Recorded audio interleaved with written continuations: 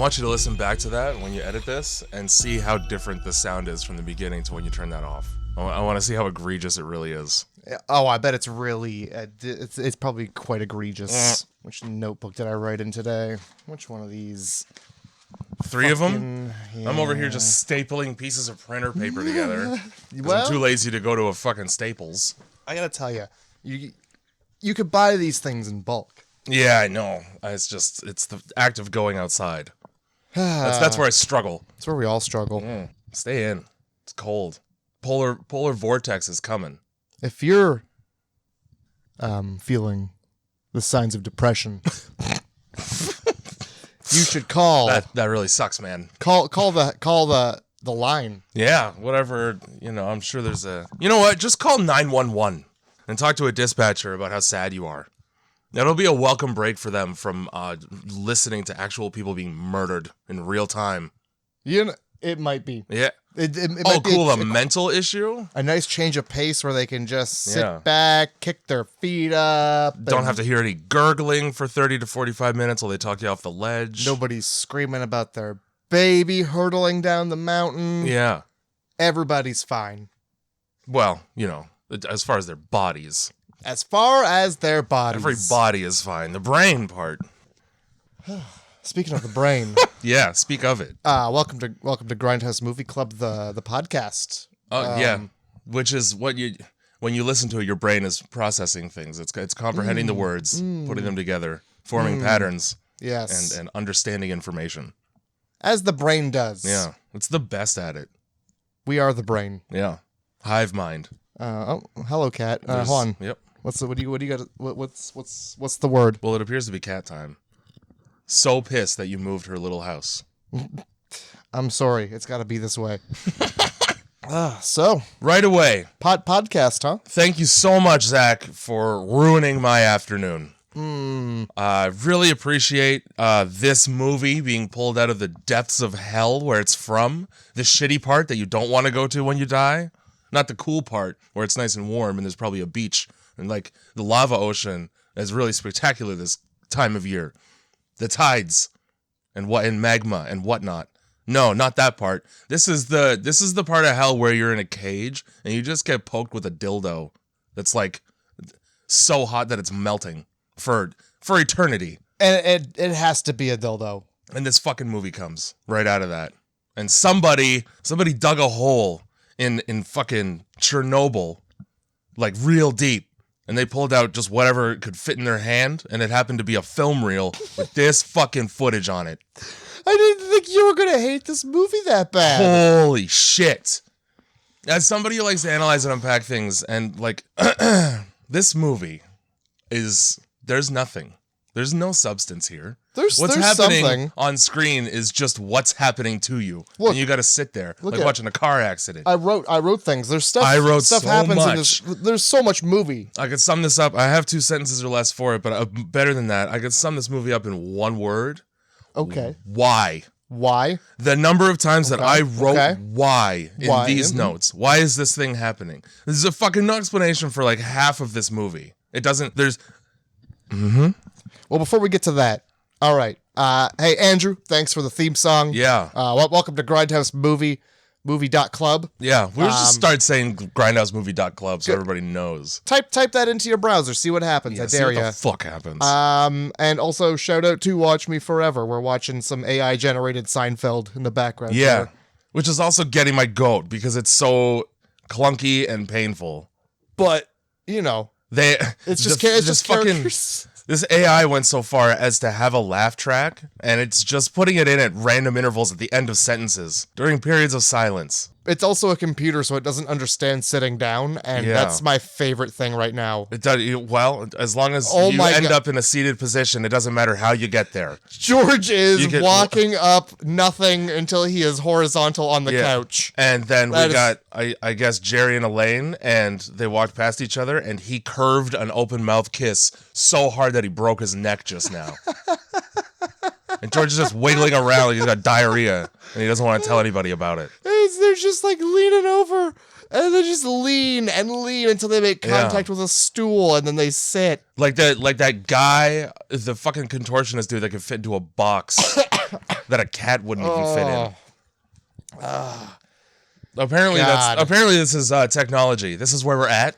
This is where we're just let the computer make the Seinfeld for us. It's just a constant stream of Seinfeld, and it's always new, you know? I fucking hate the way that AI is moving. It's so bad. But like Dolly Mini was funny, and then it's out of control now. Oh wow. Yeah. All right, fine. I mean, I agree. It's getting scary. I just saw. My boss just told me about this. I don't know what he was. I guess it was a YouTube video. Anyway, it's this chick, and she makes like. She has this AI that generates what people would look like in different time periods in history in different regions of the world. Okay. And then at the end of it, if you like my art, here's some links where you can support me financially. Your art? Nothing about that is yours. That's a series of ones and zeros. Fuckface. I can type those into a computer. Yeah, I mean, you don't deserve to get paid for that. It's her art in the way, like the same way, like when you buy a scratch ticket and you scratch off all the things and you go, oh, that's my art. Put that in a frame and sell it. Yeah, it's gonna look the exact same. It's just a little different every other time. Yeah, all the pieces are there, and all you did was hit enter. That's not. I'm sorry. It's not creativity. If you're gonna take credit for stuff a computer does, like you're just setting us up for a Terminator situation. Yes. Well, one of these is gonna eventually become Skynet. I really hope it's this one. George twisting himself around and like landing in the chair like the Mooner Lander. Oh my God. Holy shit. It's your art in the same way that if you bought a puzzle and then you assembled the puzzle and then you said that you made the picture. Okay, there you go. All right. That's the best one. Yeah, that's as good as it's gonna get. That is the example. Fucking AI. All right. Just learn to paint. Just learn to fucking paint. Well, they took away paint, did they not? They get rid of MS Paint? I think they got rid of MS Paint. I wouldn't be surprised. I was gonna say go into paint. What are you gonna do if you want to make a new Homestuck? I don't know. I'm watching this and like these lines are getting crisper and crisper. The AI is learning. It's gonna smooth, of course. Look at it. It's down to just squares now. Mm-hmm. Oh boy. This is scary. There's a computer somewhere in a dark corner toiling over this. The room probably just sounds like a jet engine. Yeah. It's so hot in there. You need 18 fans inside the tower to do this. Oh my God. Every time it generates something, it's just Jerry in a room looking in a direction. Yeah, having a small seizure while standing up. That's all they're doing. These people have involuntary twitch. They got iron deficiency, all of them. All right, enough about this. Anemic AI Seinfeld. We got to get this over with, Jay. Yeah. I'm really stalling. All right. All right. So your 2 sentences or less. Why? First of all, the movie is called Society. Society from 1989. Any movie that really throws the title of the movie into the script just to make a character say it just for the sake of it, you know it's going to be a shithead movie. They're at the fucking funeral and he's just, I got to tell you some things about the society. The movie? Half the film is just the parents being like, you're going to be a great contribution to... Yeah. Society. My 2 sentences or less. Society brings a couple new meanings to the term ass to mouth. Dear God. How's that? So anybody who's never seen this movie or who has never heard of it, because neither of us certainly have, because we're gentlemen. And this is not a movie for stand-up citizens. It really isn't. This is not a gentlemanly film. Yeah. Picture a creative way to do ass to mouth, and you basically have described the latter third of this movie. This is one of the first times I finished the film before you did. Yes, that's true. So oh my God. And I'm just trying to watch it, and I got Matt texting me, oh, just you wait. Just you wait. It really starts to pick up in the second half. Oh, I didn't say pick up. I said gets worse. Yeah. I never once ever said better or gets better. Now I'm going to look through my phone and make sure that you never said the word better. Yeah, I don't think better is a word I use to describe. I think happens is still happening. It's finally over in all caps is what I see here. Okay. Let's see. He's scrolling through his phone. Not the bottom. That should be your 2 sentences or less right there. Not the bottom. Oh, the second he said bottom and made a fist, I was pretty upset. He wants to really get to it. No, you definitely, I was wrong. You used the word more, but more and more upsetting. There you go. Yeah, fine. Okay. You appropriately did not use the words good, better, quality. Yeah.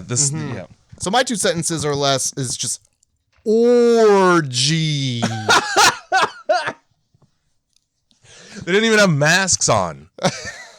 A waste of a good orgy. This is literally a plague doctor mask. This is literally the orgy from that episode of Always Sunny. Yeah, it is. Unfortunately happening in front of you. And there's less food. For some. There's plenty of food for others. Oh. Yep. Depends on, I guess, what you call food or what you're willing to eat. Yeah. When there's nothing else. Fuck this. All right. Okay, so the film, it's called Society. Yeah. There's a really fun cover I saw when I was on the IMDb page, and I wish that it was the actual cover of the film, because it's just the father's face betwixt 2 butt cheeks. Yeah. Protruding thusly. I'll tell you, and I don't know where from, but I definitely remember seeing at least a screenshot of that.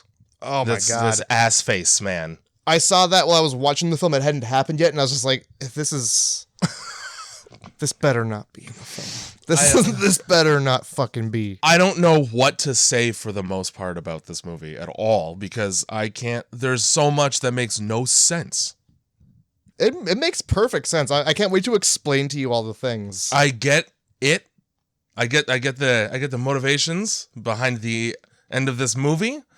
The first half of this movie, there's no sensible decision making between any of the characters. All right? I don't know about that. And I don't understand, okay, the fucking movie opens up all artistic.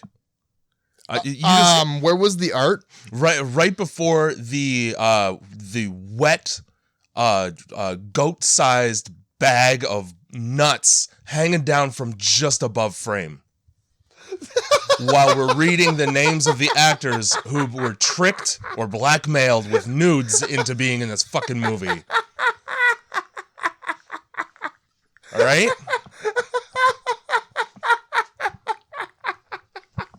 It's not even the most upsetting part of the fucking film. You just get that right in your face within the first 5 minutes. Oh my God. I fucking... Sweaty, wet fucking bag.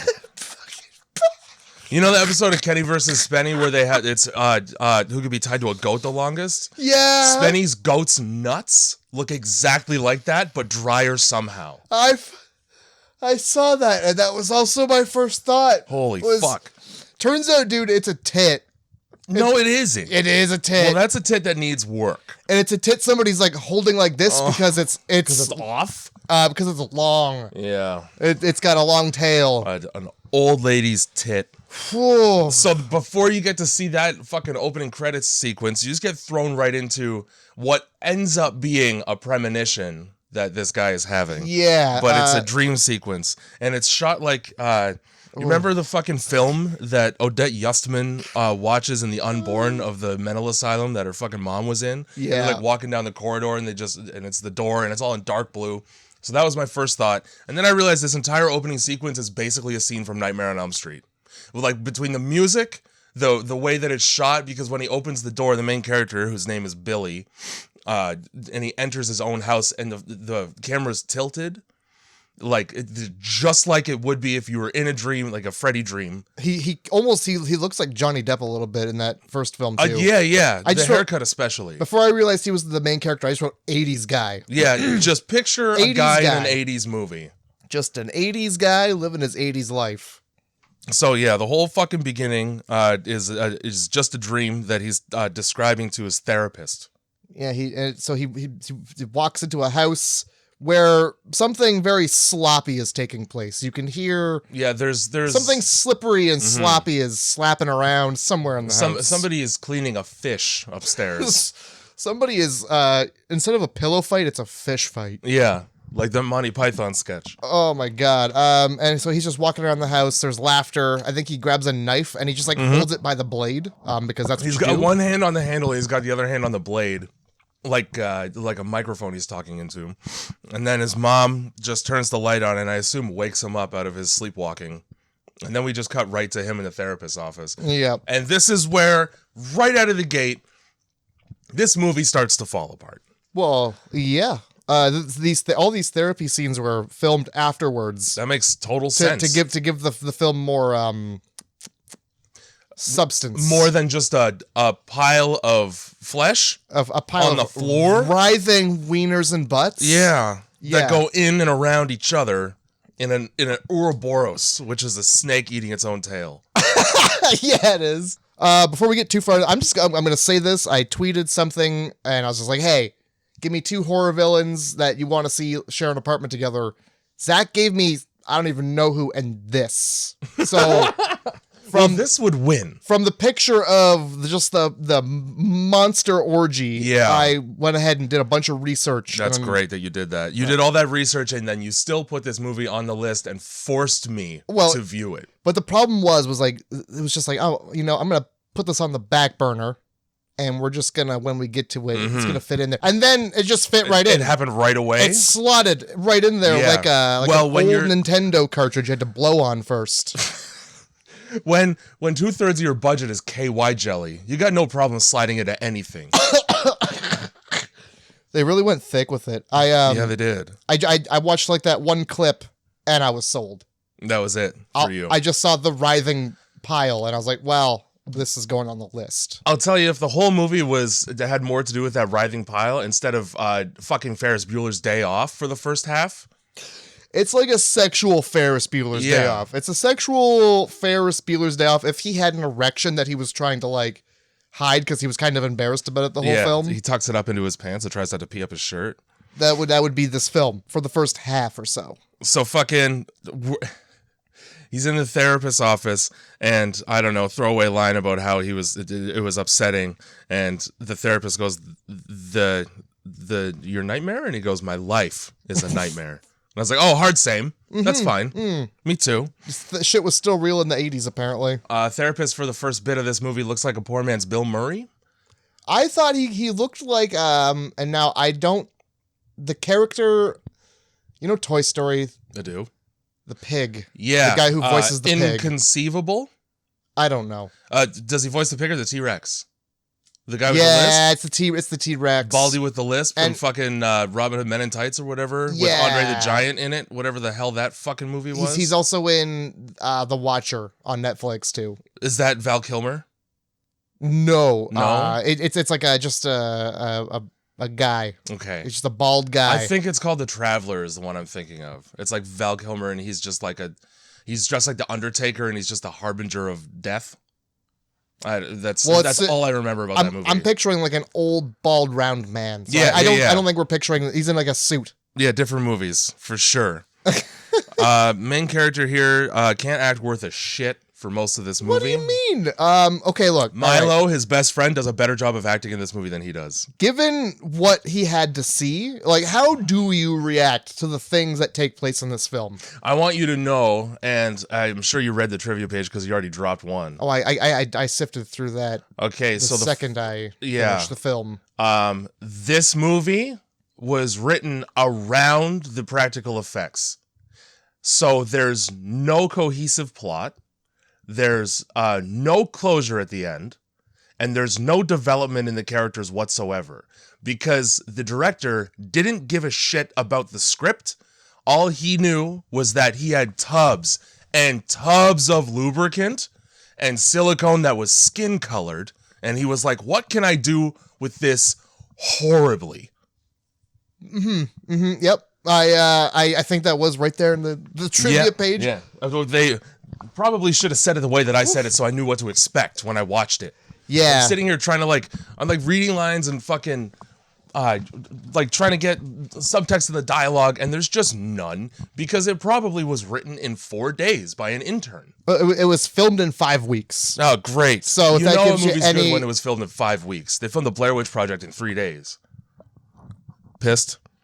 So he bites into a fucking apple and it's covered in worms, and then suddenly it's not. So explain to me why this main character hallucinates at random times. I'm gonna just go ahead and lay this on you, Jay. Yep. He's crazy. That's it. He's just crazy.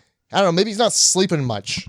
Well, He's afraid. They never call attention to it or anything. He's afraid bad stuff is gonna happen. All right, that's fair. He's chronically afraid that bad stuff is gonna happen. It doesn't And you know what? His gaslighting. Everybody in his life is gaslighting This dollar store therapist is like, you know what? Let's just get over it. I don't want to give you medicine, but here's some pills. The fucking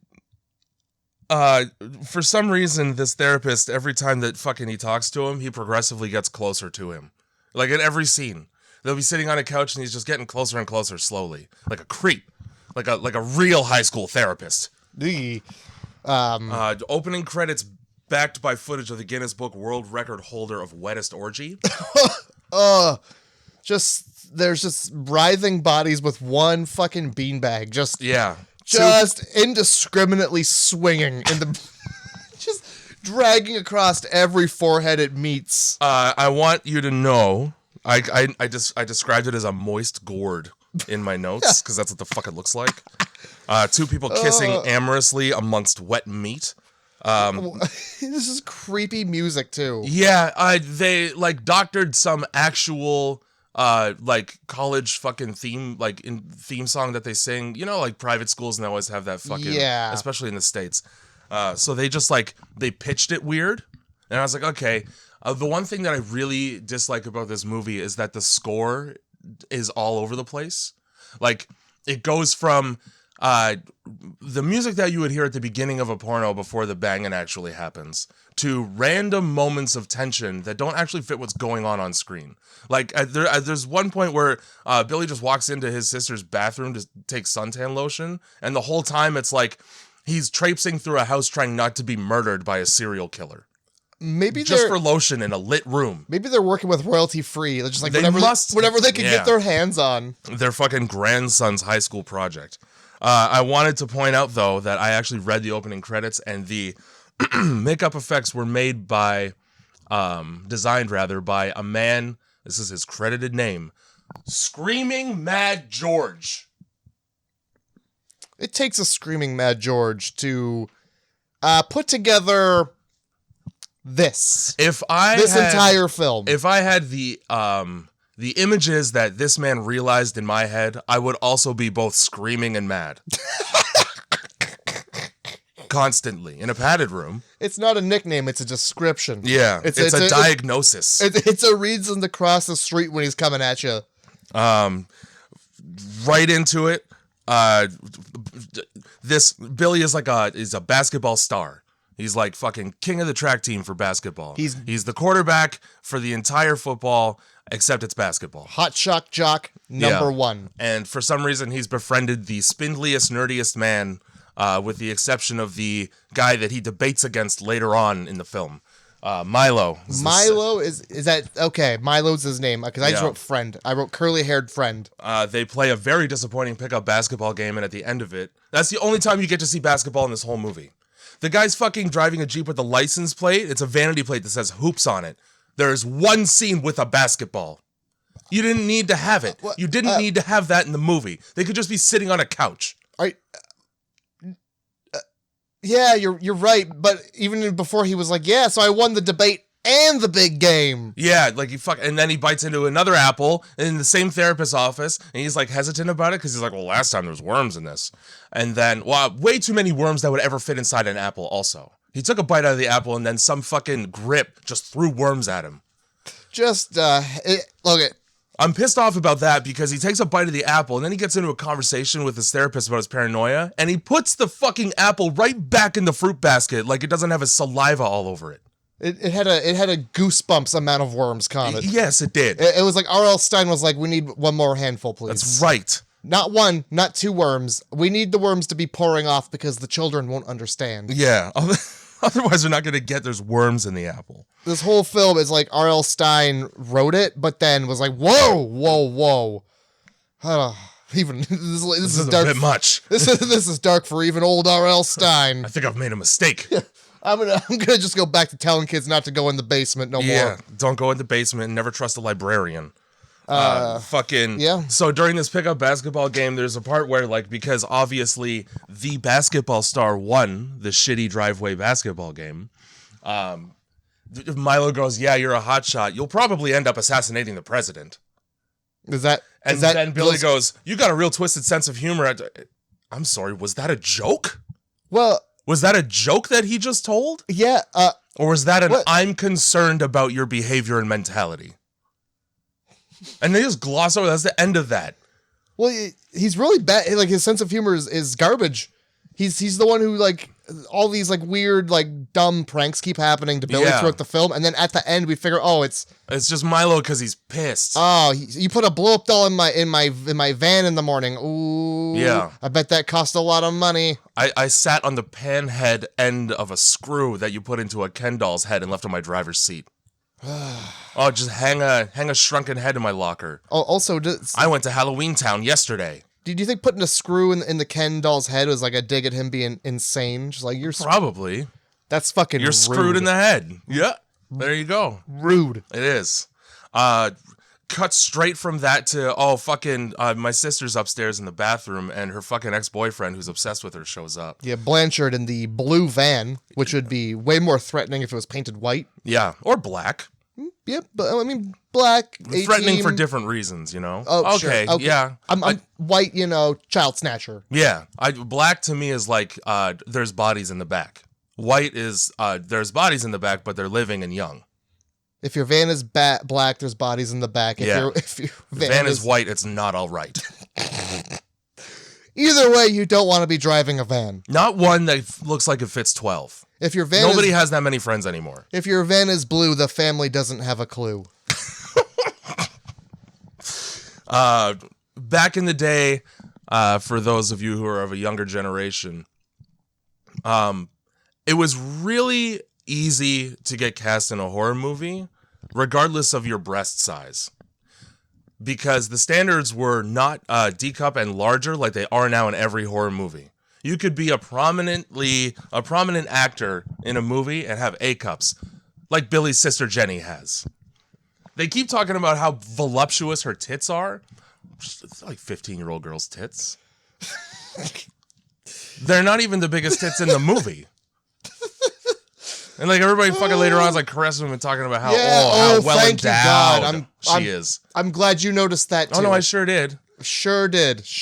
I have a couple. I made some predictions early in this movie, and I was 100% right on them. Well, okay, give me your predictions, so I just want to know them so that I can laugh about them.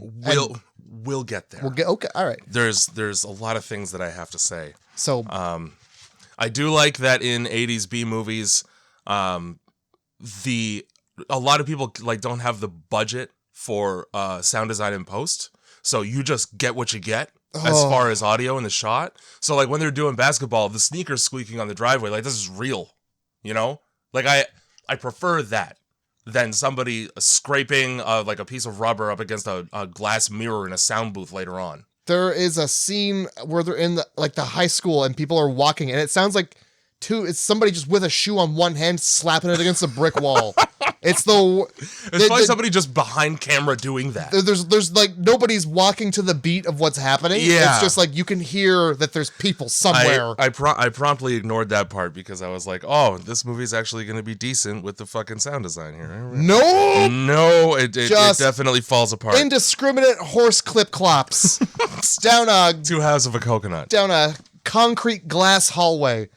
All right. So after the orgy. Yeah, we get the basketball, and then we get Blanchard. He's the ex-boyfriend. He is. And he's here. The van's here. And really all he wants to do is talk to his ex and maybe rekindle some of the emotional connection that they once had. And he's very reasonable about going about that as well. Yeah, his way to try to have heart-to-heart with his ex-girlfriend is to break into her house, hide in the closet until she notices, and then force her onto the bed with her mouth covered and say things like, just listen to me. He just wants to explain. He just wants to have a chat. Yeah. Here's So the of thing, course, though. getting on top of her, Yeah, in and covering her mouth so underwears. she can't scream. Oh yeah. She doesn't really have much of a choice but to listen, as it turns out. Until Billy busts in the door. Saves the day. Like, he goes, "What are brothers for?" She said, "Can you get him out of here? Because I don't want to see him." And then he still got in there. So he's not the best brother. Well, the thing is like, by the time she had said, "Can you get him out of here?" Like, he wasn't. He had been inside for a minute. Oh yeah, the van's empty and he's nowhere to be found. He got in the house and into the closet. This dude is he's got 10 sneak. Yes, he does. I have 10 speed, Yeah. agility. Also, carrying capacity, super high, because he's not a thin man, but he manages to silently make his way through the house into the closet. With the squeaky hangers, with the metal hangers against a metal coat rack. That anytime you move them, you go into a fucking thrift store and you come out deaf. And yet he manages to lurk in the dresses with his face just peering through. And like, you don't notice the only pair of plus size jeans with legs in them in your closet? You don't smell those sneakers? Sneakers and nachos recently? You don't, first of all, like, when it's a shot of her and in the background, you can see the clothes are moving. Yeah, they are. They make a point of showing that. You don't notice the rustling amongst your things? Yeah. This dude's in there huffing your underwear and you're none the wiser. I mean, the window's open. Maybe you could just chalk that up to a light breeze. There's nothing light about the man. So the whole time he's being forced out of the house by a jock, he keeps trying to be like, wait a second. I just want to talk to her. He tries to, like, at the same time the parents come home and he tries to convince them that he's just there to talk too. Like, I just want to talk to your daughter. And it's like, okay, but my son has you by the cuffs. And he really doesn't want you in the house, which leads me to believe that my daughter is in danger. Yeah, and the parents are not happy that he's there. Take the hint. This is the first time in the movie where I noticed that a lot of the actors' reactions don't fit the scenes that they're in. Okay. Because they just kind of stand there. And the mom goes, I mean, my daughter doesn't want to see you, so just get out. Be a little bit more aggressive about your home invader. It's Beverly Hills, man. Shit's different rules in Beverly Hills. The turnover on security guards in Beverly Hills must be fucking insane since how much they dropped the ball. Well, I mean, it's a safe neighborhood. Everybody there is just well-to-do, and when we did The Purge, I forgot to mention there's a part where they're in the panic room after they get the ultimatum from the rich people outside, where Ethan Hawke goes, "This isn't supposed to happen here. Not in this neighborhood." Yes, it is. It's The Purge. It's supposed to happen everywhere. Pick a fucking newspaper up, buddy. You got security systems because it happens in that neighborhood. That's a good point. If it didn't happen in that neighborhood, why did you need the systems? Yep. It happens in every neighborhood. All night. Angry. So, yeah, he gets kicked right the fuck out. And then, because all the family is together in the front foyer, this is when we announce that Jenny has recently turned 18. Oh, is it 18? Yes. Okay. Because tonight's the night of her coming out party. Oh, yes. I researched what a coming out party is. Uh-oh. Coming out party is basically virgin graduation. You waltz your daughter into a room full of people way older than her and announce, I'm of age to be fuckable. That's what a coming out party is. Not something you really announce. No, they try to like couch it in like fucking debutante words and try to make it as like harmless sounding. Oh, you're going to be a contributing member now because you're an adult. No, it means your puss is ready. I don't even know if it gets used, Jay. It seems like... I think it just disappears into a larger Borg. Oh, it becomes... As does every other body in the room at the time. So fucking Jenny's mom basically goes, stop seeing David. We've arranged a marriage for you to a judge who's probably 70. That was my prediction, and I was fucking dead right. Did they say that? Because, like, I know they were... so they like, Bill, get this dickhead the fuck out of here. First of all, that dickhead, he's like, hey, Bill, listen, some shit's up Yeah. and you're not up with it. There's some fucked up stuff going on, and it has to do with your family, and I know, like, I would be listening. Yeah, but you're the only one that's not in on it. Okay, bye, Bill. Thanks for kicking me out. No, like, yeah, we'll hook up later and discuss this thing that's so urgent that you're sweating all the time. Yeah, this must be important. You broke into my house and peeped on my sister for Half a naked. good while. Half naked sister. Yeah, she was also having 80s undie time. And that's fucking what the mom says is, we're excited for your coming out party. Be sure that you're ready because the judge is going to be there. And then she gives her a look like they both know why the judge is going to be there. They really imply that the judge is there for more than just judging. Really don't like that Jenny refers to her father as daddy the whole movie, although it does make sense later on. And then also, like, she's talking to Billy about why her and Blanchard broke up. And she goes, he just wasn't the right sort for me. What is the right sort for you? Your own father? Or your brother who you ask to zip up your dress for you in a very sensual way? Zip me up, Billy? And then, when he zips her up. Oh, God. Well, what does he see, Matt? Well, so he Fuck this movie, dude. He zips her up, and in doing so, he pulls the zipper up to the top, where he finds a pulsating lump, which he then caresses.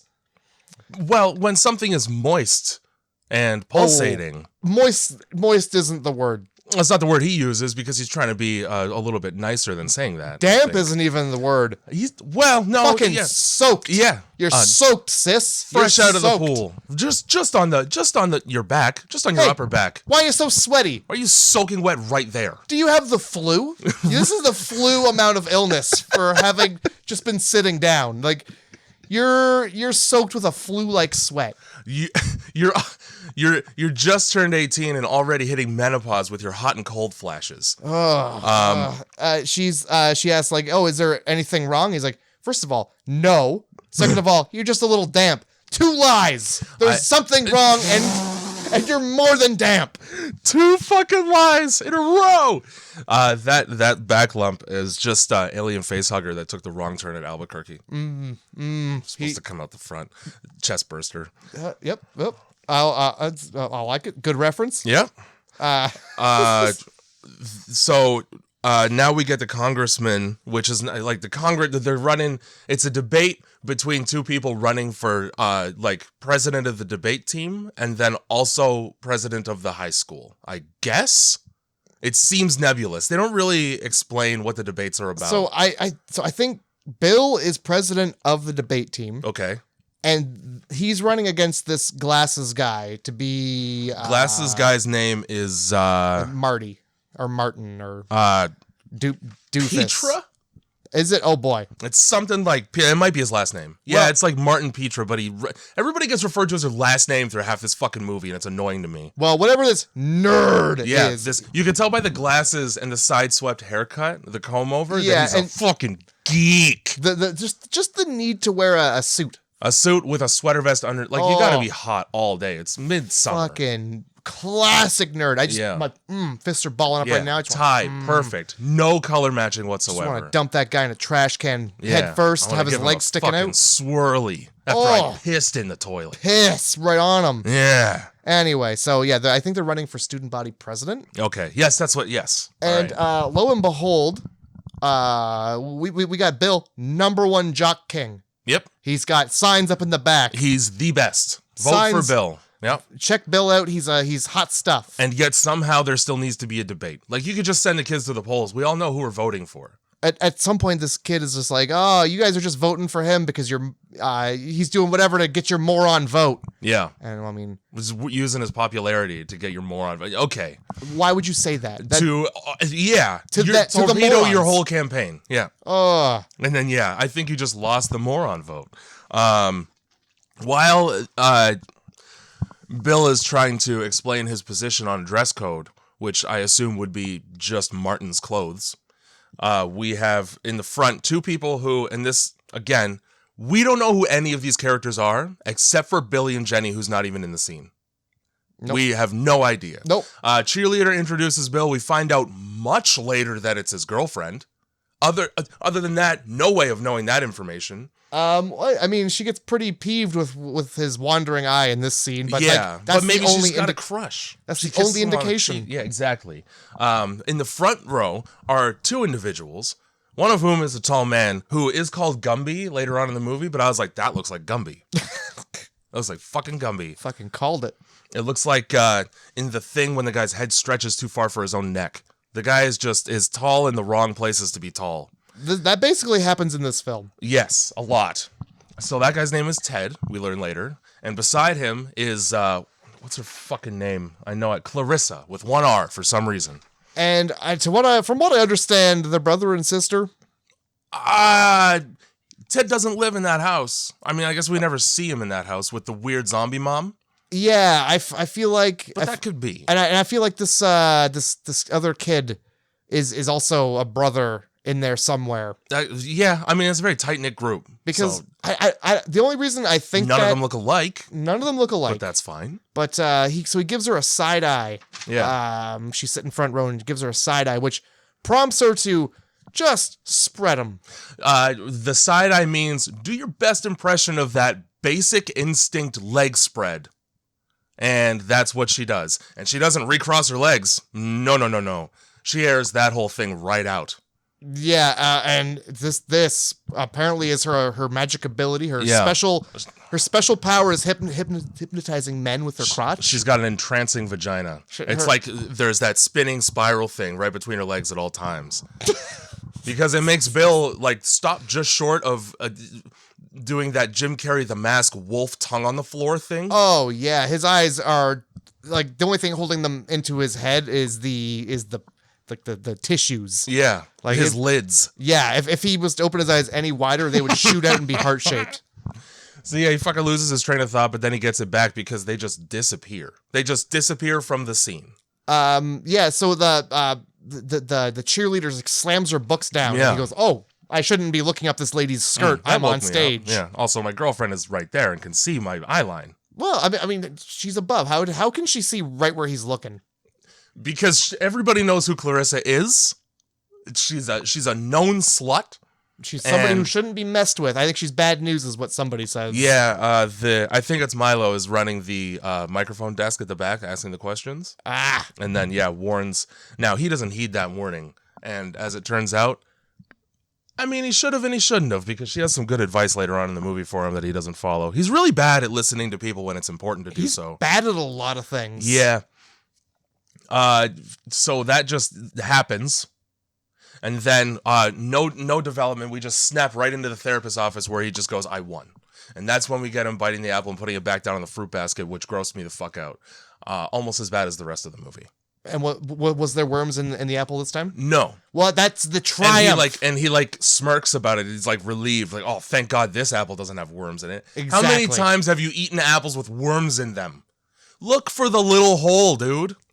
How about ask, "Hey, are there worms in these apples?" Yeah. How old are these apples? Have they been sitting out for a while? Have you touched dirt recently? When you pick up the apple, does it just go mush?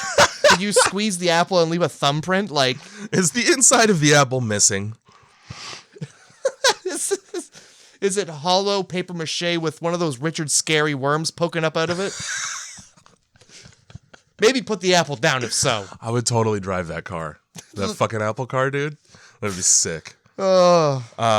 So this is where we're discussing Billy's paranoia. This therapist is not very good. Because he goes, "Are you worried about your paranoia?" Which, to somebody who is a paranoid schizophrenic, which apparently this kid is, that's the worst thing to say. Because then it becomes, first of all, I'm not paranoid. Secondly, how would you know that? Are you inside my head? You must be inside my head, thus proving my point. And I'm not paranoid because my horrors are real.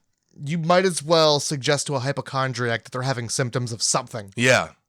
And to tell an anorexic they're fat. Oh my God.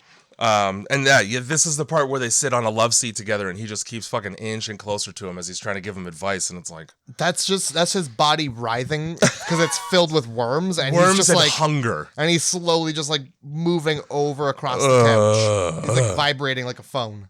And then in this scene, Billy confesses that he believes he's adopted, which he is, because his family, he's got brown hair, dark brown hair, and a certain cut to his jaw. And his family is Aryan.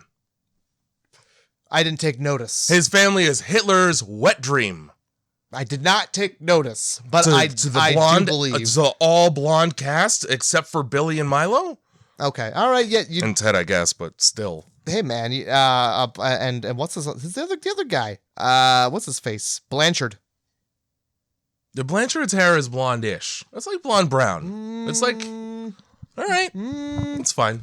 It's fine. Maybe it was the trick of the light. Well, he's certainly not Aryan, I'll tell you that. No, Aryans wouldn't let people get that fat. He's not even fat. He's just stout. Also, his funeral takes place in a synagogue. So we got that vouching for him too, don't we? I didn't even notice. You didn't. I didn't even remotely notice. You didn't notice the sea of yarmulkes and the now that I gigantic think Star about of it, David. There was definitely a Star of David. Oh my God! Right behind the coffin on the wall too. Yup. I didn't even put that together. Well, that's why they killed him. They didn't kill him yet. Yeah, I mean they do though. He fucking dies. That's for sure. Yeah, he sure does.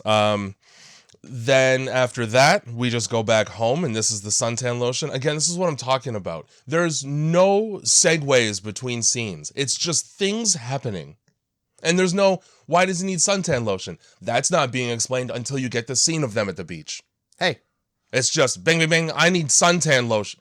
Yeah, for what? Did you really want to see him pick up the phone and be like, huh? Yeah? The beach? Okay. Let me get the suntan lotion. My sister's in the shower. You know what it would have helped with? Cohesion in storytelling. Hey, also sister. known as diegesis.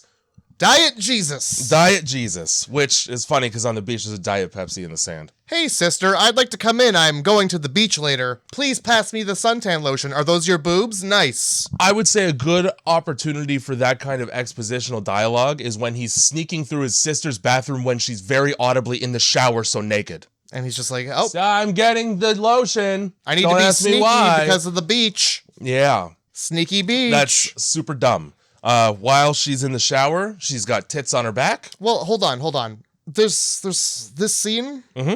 Okay, first of all, let's start at the beginning, Jay. Again with the tense music for literally no reason, but that's fine. Well, because he's sneaking in to see his sister's titties. So well, which pair? Which set? We get a knock on the door. Yeah. Hey, I need suntan lotion. Mm-hmm. I need it.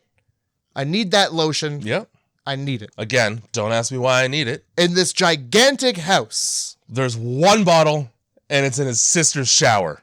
Okay. Well, Beverly Hills. I guess that's the way things are there. It's not where I want to be. This huge... My 2 sentences or less should have been Beverly Hills is not where I want to be. Weezer reference. Oh, I love it. I think it's just sounds after that. I was trying to finish the song for you. Yeah. This huge house. We got one bottle of first of all, suntan lotion, not sunscreen. No, suntan lotion. 2 different things. Didn't know that. I don't believe that they are. They are. Are they? What's the fucking difference? One's for tanning, and one's for protecting your body. Okay. All right. So, just in the 80s, I don't know. I guess everybody needed a tan. Nobody was, people weren't as familiar with the idea of skin cancer. And tanning was a big deal as a result. I guess so. Huh? Oh, what's that? They used to call moles beauty marks. Well, this beauty mark is, it's uneven in shape and color. This beauty mark it's changing in size rapidly. I think I need this beauty mark lanced. This beauty mark smells like almonds. I'll throw right up on your couch right now. So, all right. Well, don't because there's much worse things in this movie to throw up about. That's true. So we get Billy knock. Hey, give me the lotion, sis. I need the lotion so bad. Yep. He because cannot. of my frigid fucking girlfriend is why he needs the lotion. This guy cannot wait. His sister might be another 5-10 minutes. Yeah, maybe. No. No. I need that lotion right now. Not to mention, you can hear everybody's got a shower in their house. Most people anyway. Unless you live in a dorm, in which case you have a shower on your floor. You can hear the sound of water running in the shower from fucking 20 feet away in a house. Yeah. You can walk in your front door. Oh, my girlfriend's showering. Yeah, and here's the thing. Mm-hmm. When somebody's in the shower, the shower's loud. They're not going to hear you even if you can hear them. That's true. Also, if you weren't in the house and now you are, and somebody's in the shower, that's their whole room. That room is theirs, and it's not yours to be in. Nobody wants to suddenly know someone's in their house when they're in the shower. Correct. That's that. That's how you force yourself into a waffle stomping situation. Why? Because if suddenly there's somebody in my bathroom while I'm in the shower and I was alone before, I'm shitting. Okay. I'm shitting myself. I thought it was like because they caught you mid-shit and you had to hide the crime. Oh, no. I'm not going to make it over to the toilet that's nearby. I'll be shitting right here, please and thank you. And then we have to deal with the problem. By the way, for those of you who don't know, don't shit in the shower. Because underneath your bathtub is a pee trap, and it'll stay there. Hey, little tip. Cut one plumber to another. Yeah, little and from just a guy to another. Yeah. Don't shit in the shower. Don't do that. There's a toilet. It's right there usually. And listen. If you must shit in the shower, just scoop it up, chuck it in the toilet. You got soap anyway. Nobody is going to know. Yep. Because you don't have to tell anybody. You sure don't. That could be our little secret forever. And you and your shame. And you just know that you did that. Yep. And just think about it at night. Cross that off the bucket list and realize you're an adult. Yep. That's the way things are. When you're an adult, sometimes you got to handle shit, man. Yeah. And it's just like 2 seconds of your life. They're gross seconds, but then they get to be over. And it's not in your shower pee trap. For weeks, honestly. Just for weeks. Because with all the pee from the shower. And then all the pee, yeah. Now that's liquid, is my point. So that gets washed out with the rest of the water and soap.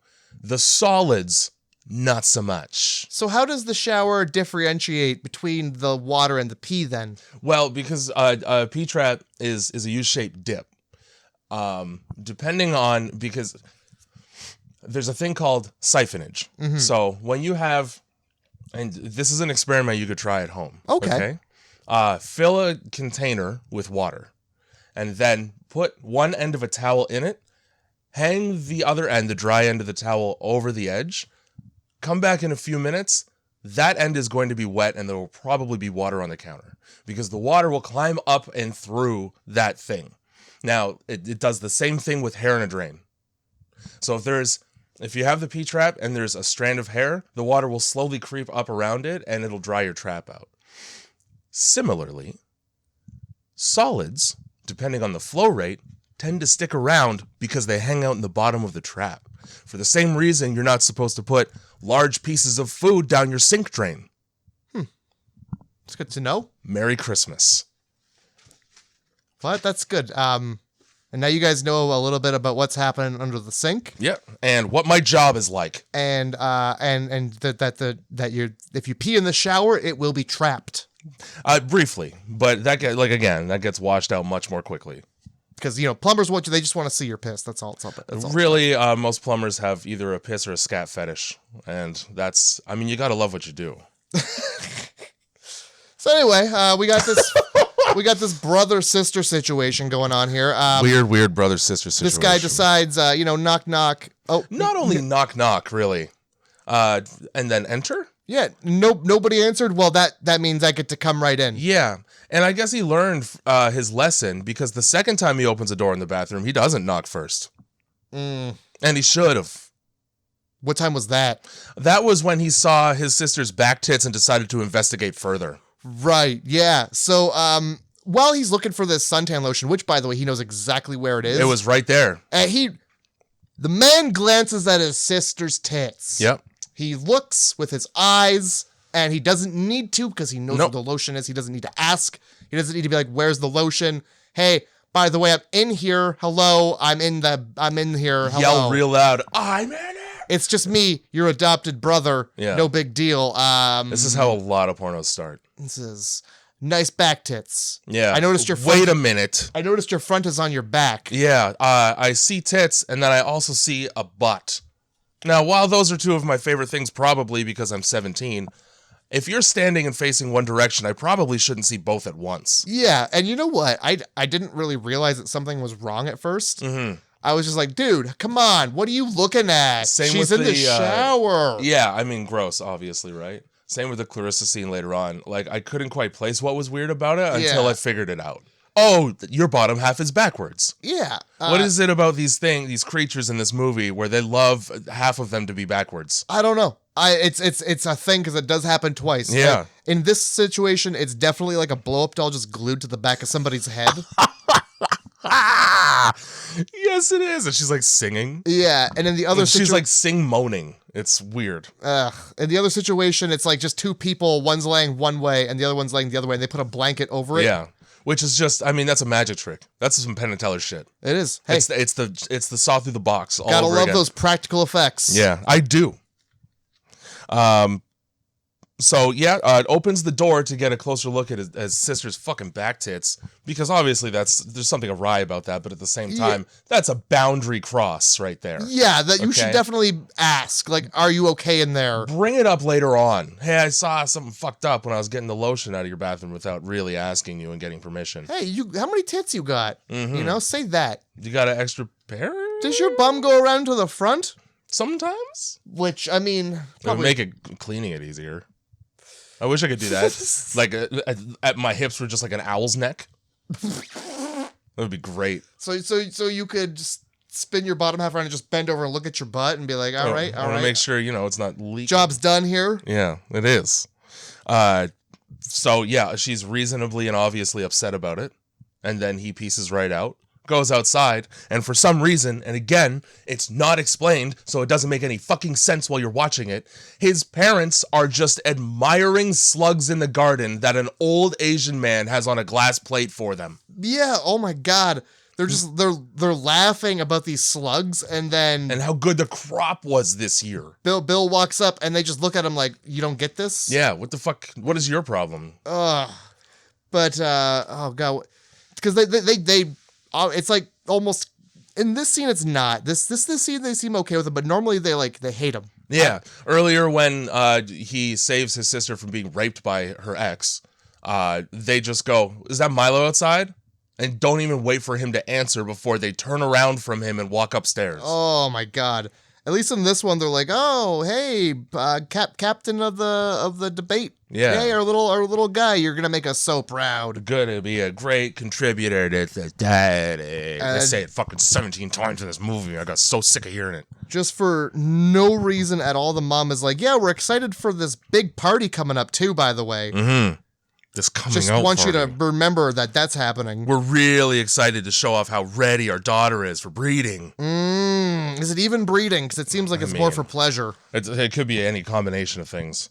And so yeah, he just walks away, and his parents go back to laughing at the slugs. Yeah, and this is where we get the first of many weird voodoo dolls placed in various areas around him. Which this one is the Ken doll with the screw in the driver's seat. Which I don't know how you open the door to a Jeep with no windows and no top and not see that before you sit down. But he manages to not see that, and he sits right on the screw. That's his own fault. Yeah, it is. You should have looked harder at the seat you're about to sit down in. Oh, yeah, you got to make sure nothing's going to get your butt. Good God. Fucking... And then he just brushes it off like it isn't anything. But, like, at the same time, who's doing that to you? You don't have a 5-year-old sibling. I immediately, if I see that shit, I'm like, all right, somebody's trying to send a message to me. A threatening message. If that happens to you, why wouldn't you put the hood up on your convertible? Yeah. For just, even if it's that, like, ragtop Jeep shit, put the rag on. Yeah. You know? Yeah. Just put the rag on. Fuck. I don't care how summertime it is. Take it off when you get to it. My theory, crows. Crows are finding things and just dropping them in his car. I mean, they do that. It's not unreasonable. So now we're at the beach with and this is where we learn that Billy's girlfriend, whose name is Shauna with a U, is really just using him for his clout and popularity in order to get into cool parties. Yeah, she really wants an invite to that party. So I find it a little ironic that she gets upset when he's looking at hotter chicks than she is, because she doesn't even give a shit about him. She just cares about how good he is at basketball. She's a cheerleader. I don't understand what her problem is. She should be like, she's a cheerleader. That should be like an automatic invite anyway. It should be. Where's her if invite? Anything, a cheerleader probably is more popular than the basketball star because he's not the football star. Yeah. You know? What kind of high school is this? Football, male football is to male basketball the same thing as male basketball is to women's basketball. Uh-oh. You cut the audience in about half. Rough. You know? So during this scene, while this bitch is like, can you please go over and talk to your debate rival in order to get us an invite into this party? There's just kids crawling around a foot away. While that's happening, they're making out. Billy's trying to cop a feel a little bit, and then there's just 2 6-year-olds army crawling past like it's Vietnam. Yeah. You don't notice, hear, or see that? He's rubbing lotion in a way that would, well, it would make the Lord frown. It should indicate his intentions, the way that he's rubbing that lotion. And these kids clearly have no sense of anything, because they're not letting that happen. They spray white all over. Could have phrased that better. I could not have. When discussing kids. Well, it's just white. I'll tell you who else has no sense of anything at all is Billy and Shauna, because the kids take the lotion that they spray all over right from in between them while they're both facing in the direction of the kids. Well, you know, what can you do? Make a better movie? No, Jay, come on. Come on now. No, what you do is you chase those children down and you throw them to the ground. You know, for a senior basketball player, Billy's really bad at catching children. He's bad at a lot of stuff. He's not good at running fast and catching kids who can run much more slowly. Well, he tackles the one. And get away right away. Well, what's he... All he cares about is the lotion for some reason, and he doesn't even pick it up. Fucking Clarissa does, and then ejaculates it all over his face, which is the opposite of what should be happening. And it goes right in his mouth, too. And then what does she say to him? I forget. Don't get too hot. Ah, yes. I don't know why in this, and it must be an 80s thing, but hot is the way to announce that you're turned on in the 80s. I don't know why. Hot is the temperature, people. Yeah. So in this film, right at the scene, so he throws those kids to the ground, and you can tell that this is an 80s movie because there's no parent that's upset that this almost adult male is throwing children to the ground. Like, no parents in the movie or no parents on the sidelines really frowning at how aggressively he threw a child to the ground. You would think at least one mom would be like, you get your hands off my kids. Yeah. What are you doing? You don't know them. Well, you know, boys will be boys, I guess they used to say, and that's why the kidnap and murder rate was so high in the 80s. That's my boy. I don't know you.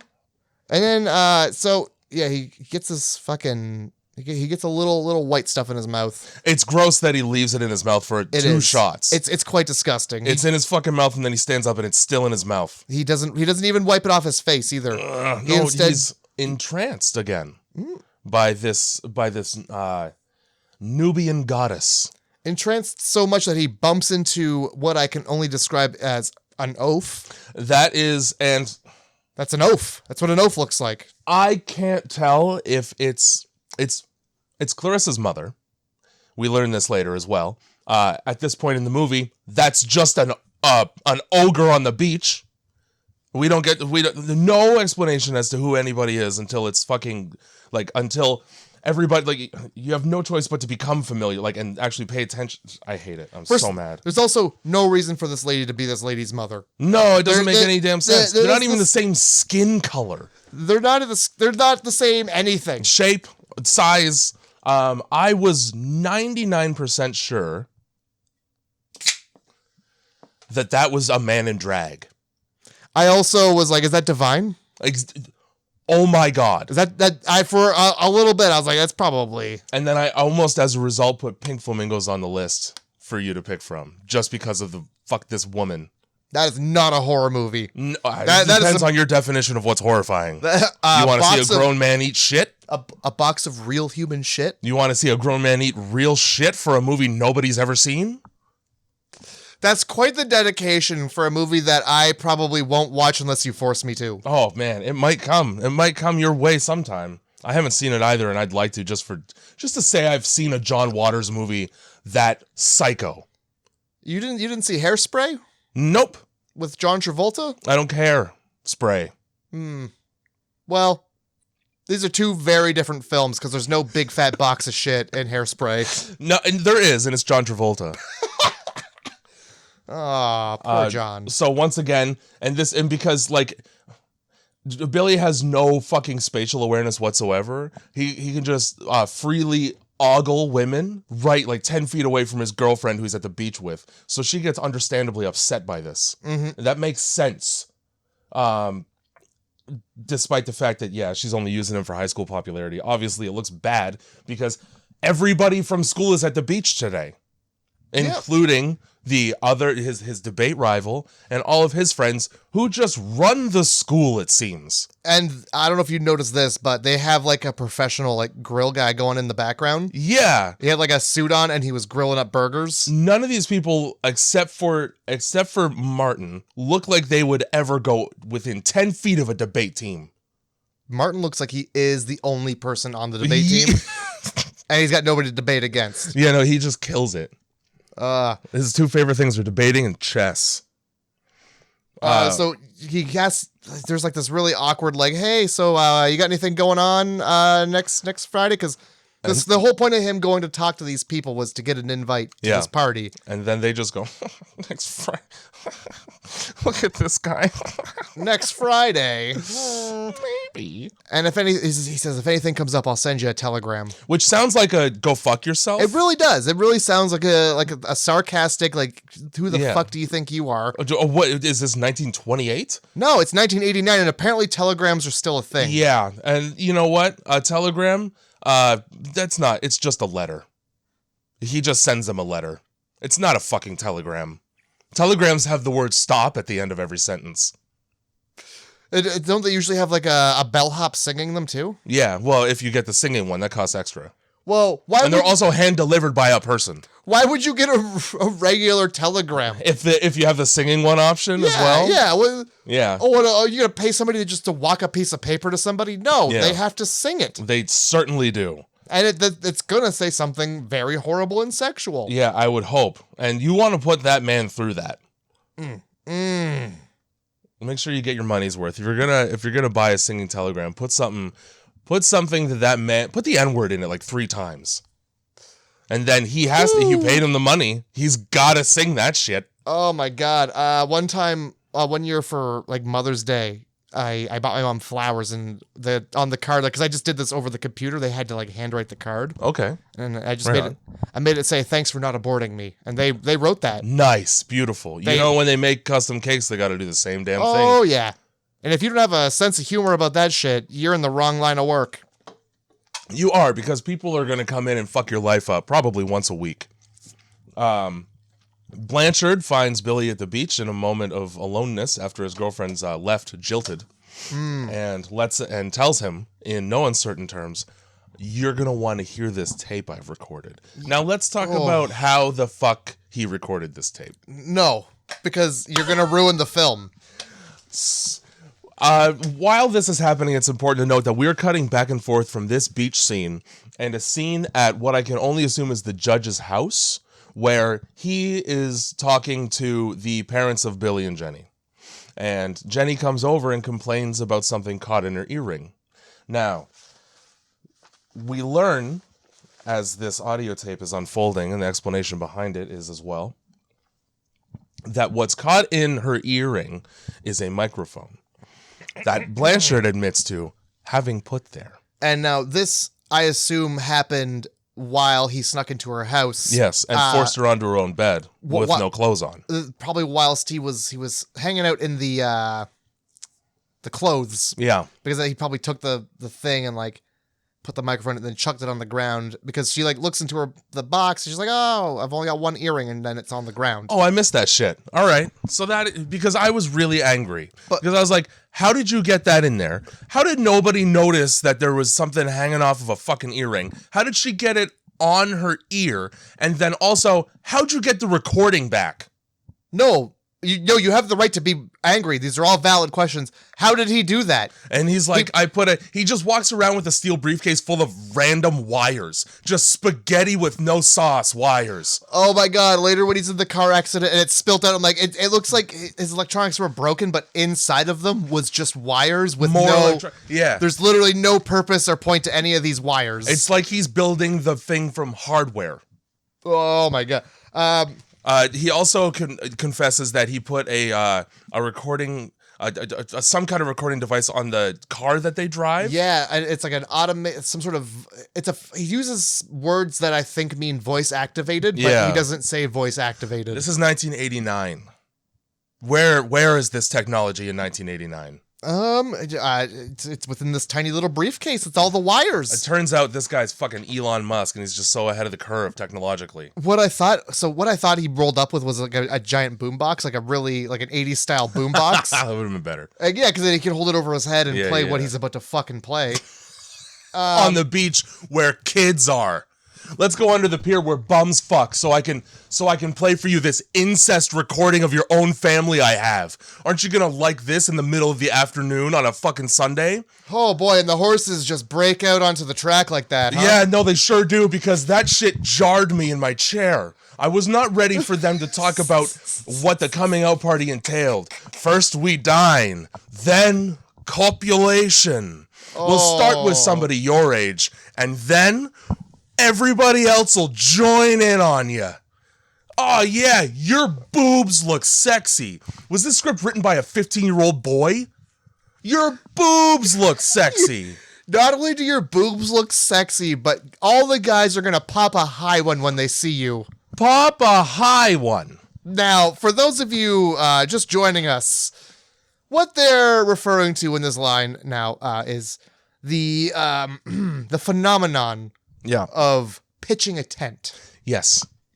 And it's it's not one from Sky Mall. No. It's a good tent. Oh yeah, this is not a Coleman at all. This is I have to go to the bathroom in gym class for a while kind of tent. Yeah, dick in track pants kind of.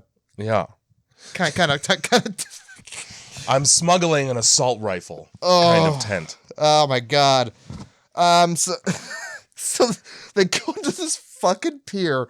Well, actually, no, but back to your point. How the fuck did he get that microphone in there in the split second from him closing the door, disappearing, and getting up into a room without anybody noticing? Yep. How?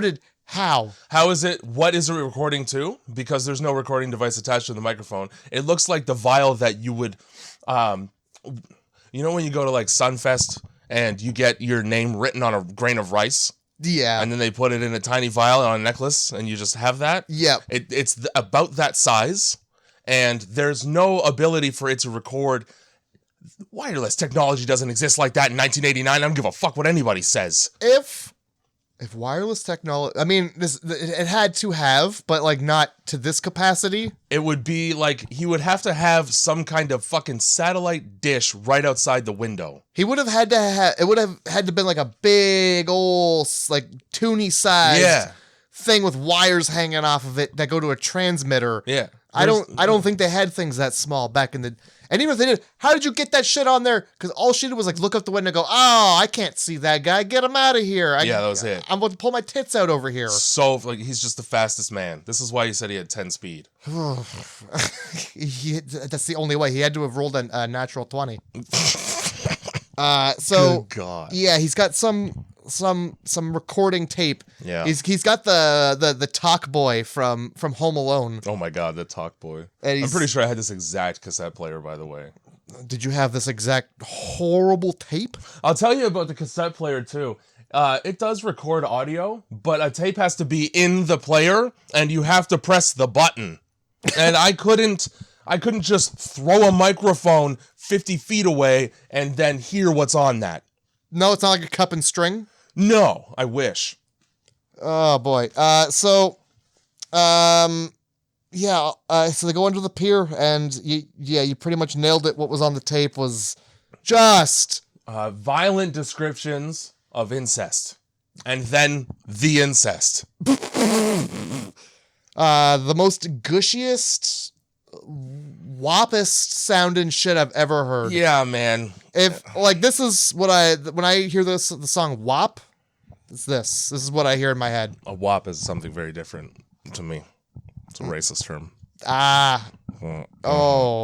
not saying that. Just to clarify, I'm using the phrase wet ass pussy. Is that what that stands for? That is what that stands for. That's brand new information to me, and I wish I didn't have it. Now, so thank you.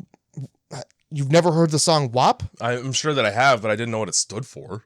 We're talking WAP, WAP, WAP, that wet ass pussy? No, unfamiliar. Oh boy. All right, well, you've got some homework to do. Apparently. Yeah, I think my dog will eat that one. I'll let him. The recording turns from just an incest orgy into a snuff incest orgy when a man starts screaming for his life. I couldn't tell if those were orgasms of pleasure or pain. We're not all Pinhead, so I think it was just pain. Good God. Oh, so this whole, believe it or not, hearing his daughter, hearing his sister make plans to fuck just everybody and whoever in the room, and then hearing that really upsets the man. So he takes the tape. Now this is a weird series of interactions. He could easily, because Blanchard had nothing to do with this tape recording, okay? He just happened to record it, and it was gross and horrifying, and he, like a good person, wanted to inform somebody who he already knew wasn't in on the shit on the recording. You're living with them, and you had no idea? Billy could have been like, can I have that tape, please? I need to take it to someone who can do something about this. At which point, Blanchard probably would have been like, yup, go right ahead, because why would you want to keep that? Instead, he's going to take it by force, throw him to the ground and rip it out of his poor hand and leave him with the recorder. No, unnecessary aggression. Oh, yeah. I had he just been like, can I please have the tape? Like, let me make you a copy. I have all the equipment clearly right here in this. I have all of the equipment by my side constantly. I'm a tech. They keep calling him a tech genius. Mm-hmm. Yeah. No, he's a pervert. Fucking Billy and Jenny's dad, just Sherlock Holmes the second he sees that little mic, and he's seen that microphone 50,000 times before in his life. Like he invented it. Oh, it's a little microphone. I could have fucking fooled me. Yeah. I just would have been like, oh, ear crud. Yeah. Ugh. Ear crud, and you've been rolling around in broken glass on your left side. Nah, microphone. Yeah, it must be. Sure hope this didn't pick up any sounds of nefarious fucking. And then the other thing about it is, like, right away, he's like, oh, this is Blanchard's work, isn't it? Other people know how to use things. Not in Beverly Hills. It could be any. How the fuck? Fucking Silicon Valley is like right down the street. How come this guy drives a shitty van? He drives, you'd think that, This is why he's not wasn't her type. It's because he's not rich enough. No, that's right. All these people are rich as fuck. We out here rich as fuck. That and, on my end, where it's rich as fuck. That and it's probably got something to do with his heritage. Yeah, his illustrious past. So fucking, I want to point out, Blanchard's license plate on the van also is just ear. Just in case you were wondering his profession, like is the things that he likes to do. It doesn't really narrow it down as much as I would like it to. Okay. It kind of just seems like he's into ears. So you mean it's not as like open and shut as hoops? No, that's very straightforward. That's cut and dry. Ear. What are you doing with them? Wet Willie. You got that van. You got jars in the back. Wet willies. Yeah, willies get wet in this movie for sure. Oh my god, they get willies and every other inch of the body. Not gets even good and wet. Fucking soaked. Yeah, dude.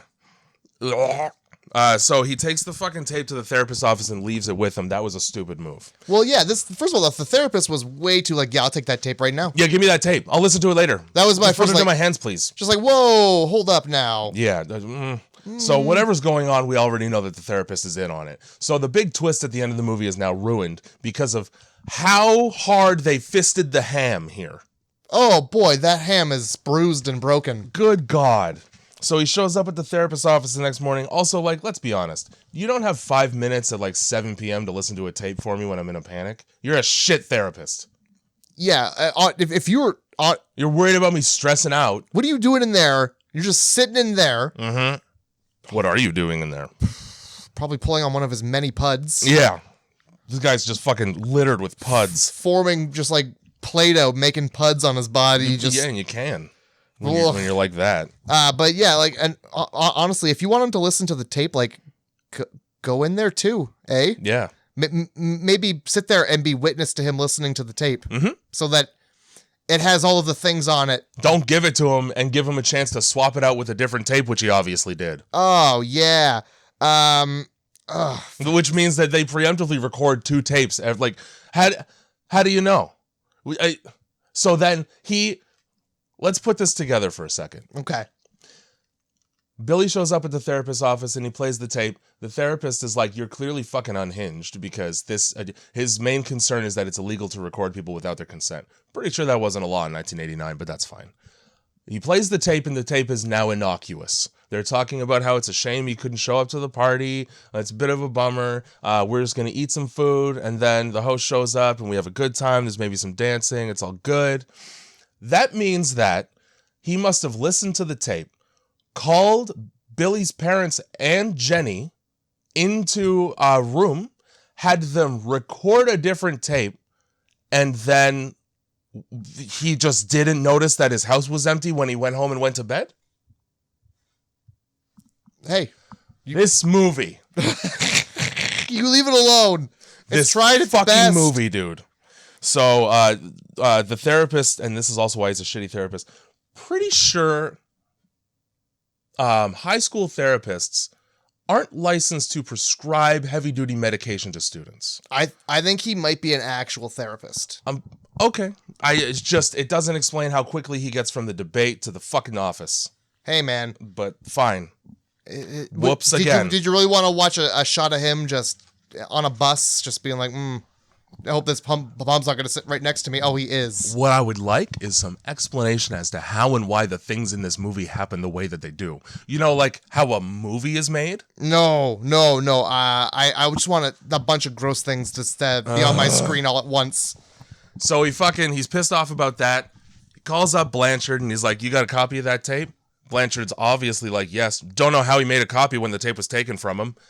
Well, I'm going to make... You want to back up because you're going to be whacking it to that horrible orgy later on that night? I got a tape of my ex talking about fucking his mom and dad. Yeah, I'll probably make a tape. I'm gonna make a copy of that tape. Where was this kinkiness when we were together, Jenny?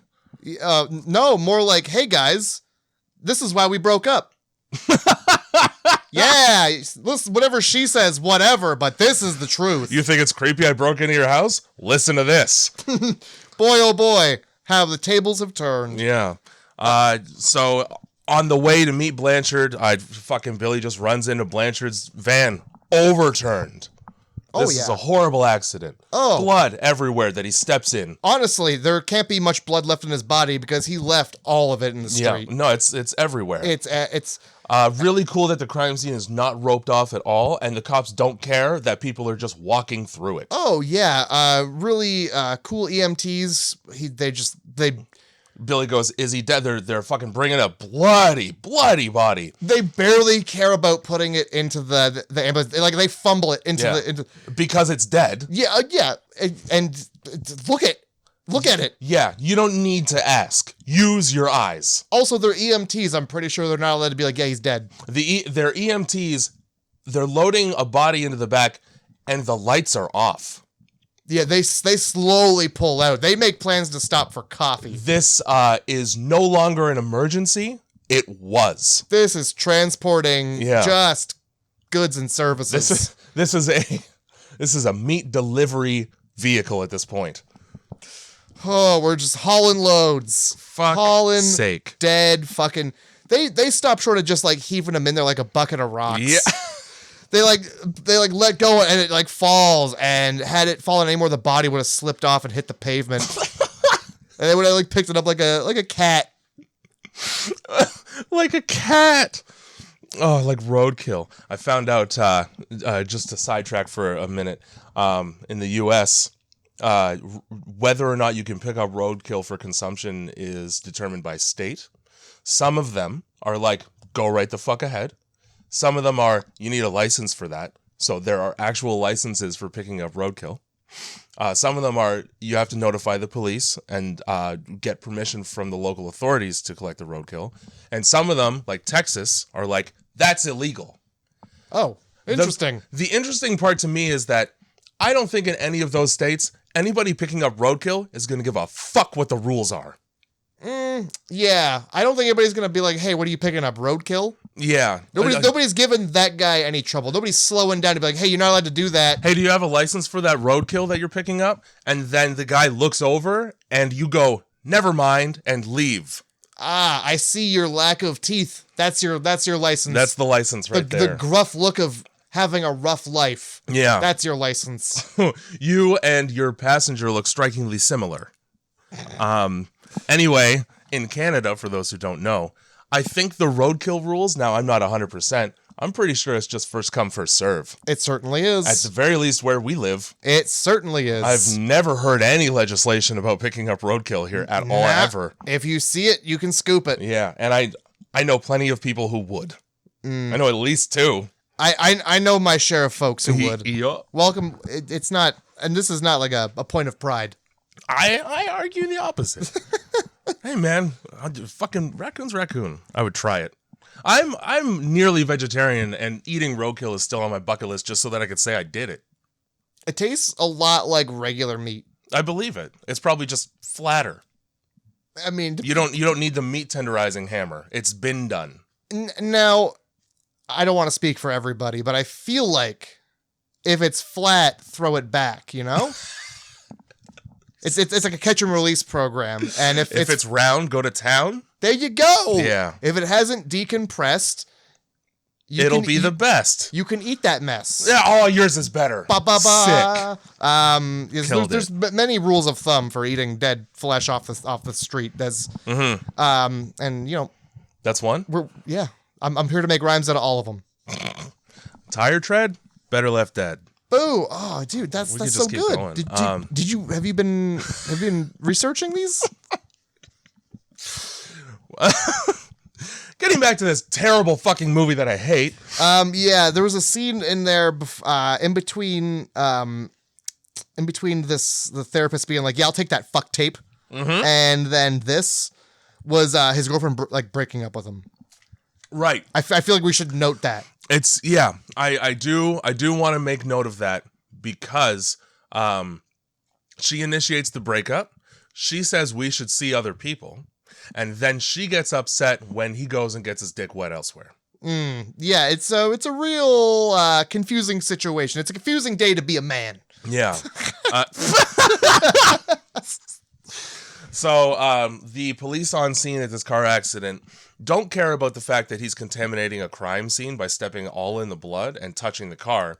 What they care about is the fact that he overturns the briefcase and touches specifically the tape recorder. Yeah, up until that point, like they were like, they do what you want, really. Yeah, we're barely looking, but hey, this isn't a yard sale. Yeah, you can't just walk into a crime scene. I don't know if you noticed, I've been here for a minute. Yeah, I've been in the puddle of blood. I'm gonna make footprints when I leave. So that scares him off, and red flag number 2, just like the therapist, I knew immediately that the cop was in on whatever this is. Because he showed up out of nowhere because of the tape recorder that had that tape on it. Oh yeah. The orgy tape. It's society. Yep. There's many members. He's They're in everywhere. fucking society. By the way, I don't feel like a cop wouldn't make a Beverly Hills salary kind of. Also, you know, really, the cop's in there too. Yeah, really? And he's got a chip on his shoulder about rich people later on, which is weird because he's involved. Anyway, Yeah. society. It's a society. The movie makes tons of sense, obviously. So he's like, all right, fuck this sucks. I'm going to just go home and break the news to people who actually know the guy. This scene is extremely confusing to me. All these people care about is that he got a telegram, and in it is an invite to a party that they have nothing to do with. Meanwhile, he's trying to be like, I don't know if you're listening to me. My friend and your ex is dead. He's fucking dead. They go, we already heard about it. How? How'd you hear about it? Yeah. Oh, we already heard about it. How about the telegram, though? I'm just wondering how you heard about that information, because we don't have cell phones. Hey, grapevine. Grapevine. The grapevine. I learned about a thing yesterday from my friend Joe called Shitty Ditch Radio, or Okay. SDR. He worked with a guy who's from Transylvania, which is in Romania. So he worked with Dracula, let's be fucking honest. I was going to ask. I wanted to make clear. He wouldn't stop talking about how delicious Joe smelled, and Joe caught himself on some steel stud, and he was like, man, it's lunchtime. I'm just kidding. None of that happened. But he did work the night shift. That's a whole other story about people being scheduled for night work and not being told until they have to go to it after working a full day, which is literally illegal. Completely different story. Okay, so this Romanian guy, they lived in essentially Romania is still basically a third world country. It's difficult to have electricity. So this guy, he's like 50. He immigrated from Romania. He didn't have television growing up. Very little to no electricity aside from probably lights in the house. So his parents would go to a local drainage ditch and swap stories back to back. And then it turned into a telephone game because the neighbors nearby, because they also had nothing to do, because there's no fun things in Romania aside from visiting a castle, would listen in on these stories and only get bits and pieces because it's so far away. And then they would share those stories about their neighbors and friends and family. And then eventually it would get back to them all kinds of fucked up. And that's probably why werewolves are a mythological creature. Shit. Shitty Ditch Radio. Shitty Ditch Radio. I love it. Also, their Christmas tradition on the topic of werewolves is not to give their children gifts, but to say, be good this Christmas or else the werewolves will get you. And then the adults leave the house with the children in it still, dress up in werewolf costumes, and bang on the windows at night. Hey, that's better than presents. I am saving money, teaching lessons. No fucking wonder Dracula lives there. That's his favorite place to be, I'm sure. You're traumatizing kids? Sign me up. I'll slip right in there. Holy fuck. Start a rumor about a blood-sucking guy. I'm in. So this scene is also very confusing to me because everybody is pretty jovial about a letter arriving, and they really want to know about its contents, as if they have nothing more important to do than this. As if they didn't already read it because it's a telegram and it didn't come in an envelope. It's just a folded piece of paper. Yep. And then they go, oh, that sounds good. Yeah, like you didn't know already. Let's just real quick touch on the dad saying, sounds like a big bash. Be careful with the drinking and driving. Yeah. Not don't drink and drive. Never don't drink and drive. Just do it slowly. Just drink some and drive more than you should. You know, it's not even like it's not even like pace yourself. It's not again, it's not don't drink and drive. It's not like wait a second and have some water, sit down for an hour before you're about to come home. It's just sip some coffee. Okay, listen. We all have to drink and drive in 1989. All I'm saying, don't run any red lights. Yeah, I mean, look, you're gonna have to. You can't leave your car there. Yeah. You can't leave your car there. You got to get it home. Yeah. It's a wide open Jeep. You drove it there. You got to get it home. Yeah. So, just be careful. Yeah, just be careful with that drinking and that driving. Yeah. You know how they go together so good. Like he's handling a chop saw. Like, be careful with that. Watch your fingers. Oh, God. Instead of committing a crime.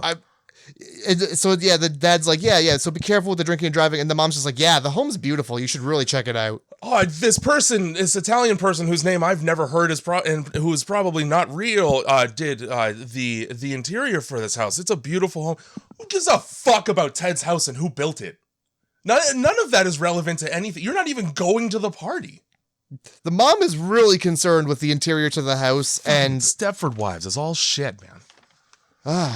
Just don't drink and okay. Sorry, I don't want to say don't drink and drive, but like, look. Everybody's got an upward limit, all right? Know yours. It's just like gambling. Know your limit, play within it. Yeah, exactly. If you're seeing more than 2 sets of white lines on the road when you get in the car, probably give it a sec. Just crank that music as loud as you can.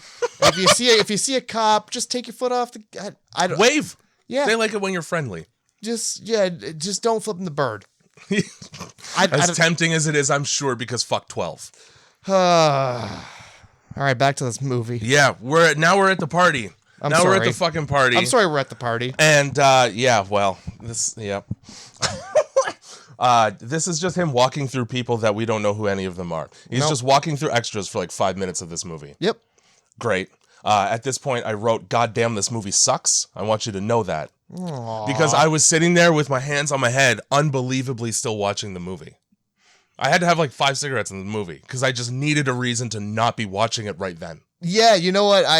There was times I got up and I walked away. You were watching the Seinfeld AI at the same time. Oh yeah, I cut back and forth. Probably more entertaining. Even if I hate it. So we're at the damn party, just bustling through, and here's Crotch Lady. Yeah, Crotch Clarissa the Crotch Queen shows right up and just gets right up in his grill, and then asks about his girlfriend. Yeah, she knows an awful lot about him. Interesting, isn't it? And then he's like, "Oh, you know a lot about me. What's my mother's maiden name?" And she's like, "Adopted or real?" Yeah. Oh, whoops. So she really does know a lot about you. You shouldn't have put that line in the movie when you did. Whoopsity poopsity. Because you gave it away again. And then I guess one of Shauna's friends sees them dancing by the pool and just gets pissed. But we don't get to know that it's one of Shauna's friends because we're never introduced to this character until we learn that it's one of Shauna's friends. Yeah. Later. It's just a shot of a lady pissed by the pool. Yeah, and it could be fucking anyone. That's all you get to know. Great. So Milo shows up because he's trying to gatekeep this hot bitch who doesn't mind opening her legs in an assembly. Yeah, he's really, first of all, he really kills the mood by being like, "Hey, you saw that dead body, right? Tell me about the dead body. I see you. I know we're at a party and the atmosphere is jovial, but I want to talk about that fucking dead body. I see you grinding like an 8th grade dance, trying to make wheat into bread. I see the stone." You churning butter down there. That stone is smooth. But the dead body. Tell me about it. The dead body, though. Tell me about the body. Clarissa says some shit, and then Milo goes, "Well, we all know that you're a fucking tramp slut whore." He says, "I don't." He says, "At least I don't turn tricks to get my kicks. At least I'm not a literal hooker like you are, Clarissa." And then he's like, "Have you seen her mother?" Which, again, we still don't know that giant monster lady was her mom. Yeah, no, could be anyone. I feel like there's like 30 minutes of movie missing from this movie. I feel like this was supposed to be a joke. I feel like this part was like they were like this lady was just like supposed to be like a funny thing that never really landed. Yeah, but why have her in the movie so much then? Because they really wanted it to land. So then, yeah, Clarissa on that comment immediately, without saying anything, remembers that she's got an appointment in the fuck tent by the pool and just disappears into it. I don't like the vibe of this VIP tent. It's you walk in and you're immediately greeted with fucking Ted, and he's got like a drink and a cigar, like he's goddamn Jeffrey Epstein, and you're a victim. And there's just people in the back standing around candles and staring, like Jeffrey Epstein's house when you're a victim. So get out of there. And you described the vibes of that. That is exactly. He's got like a robe on, and like he's fucking Hugh Hefner. Oh my god, he's like Andrew Tate. Yeah, he's got He does have Andrew Tate vibes, doesn't he? Yeah, it does a lot. It's just not a tent. First of all, it smells like dicks and butts. For somebody who looks like a Stretch Armstrong that's being stretched, he sure has a lot of ego about him. Well, yeah. What's his nickname? Ted the tsunami or the hurricane or? I think it's I don't remember, but it's something that really implies that he's got like a hammer. He goes into the VIP tent, and Bill's got a couple questions. Mm-hmm. He's a couple relatively important queries. Yeah, because the gentleman here in the tent, Ted, was the well, he was on the tape. He was on the tape. He was not only on the tape, he was named on the tape. He was named as a good choice for a first partner. Mm-hmm. First you do it with Ted, then you fuck your mommy and daddy. Yeah. And then the host comes in. And then copulation. Yeah. And you go ahead and assume what happens when the host comes in. And your assumption is probably correct.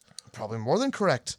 So, tell us about this conversation a little bit. Okay. What would Billy like to know, and what kind of answers can Ted provide in this situation? In front of his friends. Yeah. And Billy's friends. Billy there, he was a couple questions about his sister. I don't remember the exact question, but like, hey, what's up with you and my sis, my sissy? He answers that question by actually just kind of giving him his full schedule, his itinerary for the week. Yeah. Which is, first, I fucked your sister. Yep. Then everybody else got so horny that they fucked her too.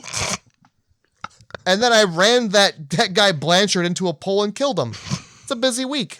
Yeah, dude, his plate was full. Fucking and killing and then probably fucking. And then now he's got to sit in this really shitty VIP tent with his family. Yeah. Yeah, I guess it is. Yeah. We might as well just assume it's his fucking family. Because like the nerdy boy's in there. Yeah. Clarissa's in there. Yep.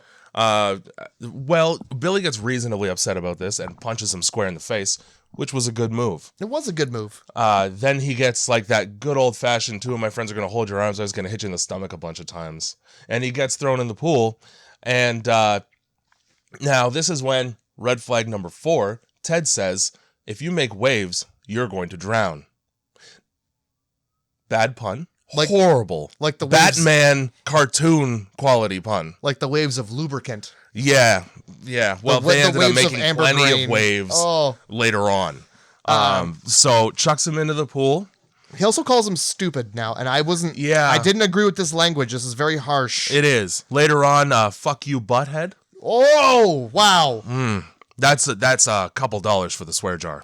Oh my God, that's a deficit. You're gonna feel that one on payday. Clarissa comes up to him and is like, "Hey, what are you having? Wet dreams?" Bad. Every line out of this bitch's mouth sucks in this movie. Well, every line out of her mouth leads up to fucking. It does. He gets out of the pool and she says, "You seem so fresh." Well, I just bathed in chlorine, you dumb bitch. What? Of course I do. She looks at his button like, "Oh, you're in danger of losing this button." Just pulls it right off. And this is where I was like, "Oh, she's the one," because we got the shrunken head in the locker and we got the Ken doll and the fucking thing. This is when I thought it was her doing voodoo shit because I was thinking about Drag Me to Hell. Right. That fucking button. That's all it takes. That would make so much sense. It would. Unlike this movie. No. She's. What does she ask him? Like, do you want to go get sewn? Something like that. Like, it sounds like blown, but she says soaked, actually. Oh. Want to go get soaked. At which point I would be like, I am. How much wetter could I get? And I don't think I want to be. No, if the wetness that you're offering is wetter than I am, I can only assume it's not just coming from you. Count me out. I've seen how wet you people get. Now, this is the point in the movie where it stops becoming a feature film and becomes a porno. This movie becomes a straight up showcase softcore porno, and you made me watch it. What does she say here before the passion? Some horrible shit. I don't remember. I think the words that come out of her mouth are like lean mean jelly bean or yes, because mean he's machine jelly bean. Yeah, because he's pretty fit. And then fucking. No hesitation. Right to humping. And you get to see a lot of it. And you know what? I sat there watching it very diligently because I'm waiting to see some pulsating lumps. I want pulsating lumps I want and the not goo. from Billy. No pulsating lumps in this scene, just looks of pleasure. Looks of pleasure and Many weirdness. looks of pleasure. Now, Billy does feel something a little bit strange, and it frightens him. It frightens him all the way out of bed. Well, it's the wrong arm. Yes. It's the reach. He gets the reach around that he never wanted. Let's try and describe the contorted shape that occurs to Billy while he's being just viciously ridden by this woman who knows what she's doing historically. So he's on his back, she's over top. They're sort of doing the bullshit neck nuzzle thing, which is always garbage because just make out, who cares? And from the left side, over top of Clarissa, comes a hand with the same fingernail polish as Clarissa's, and it reaches all the way around her head to his face. Gross.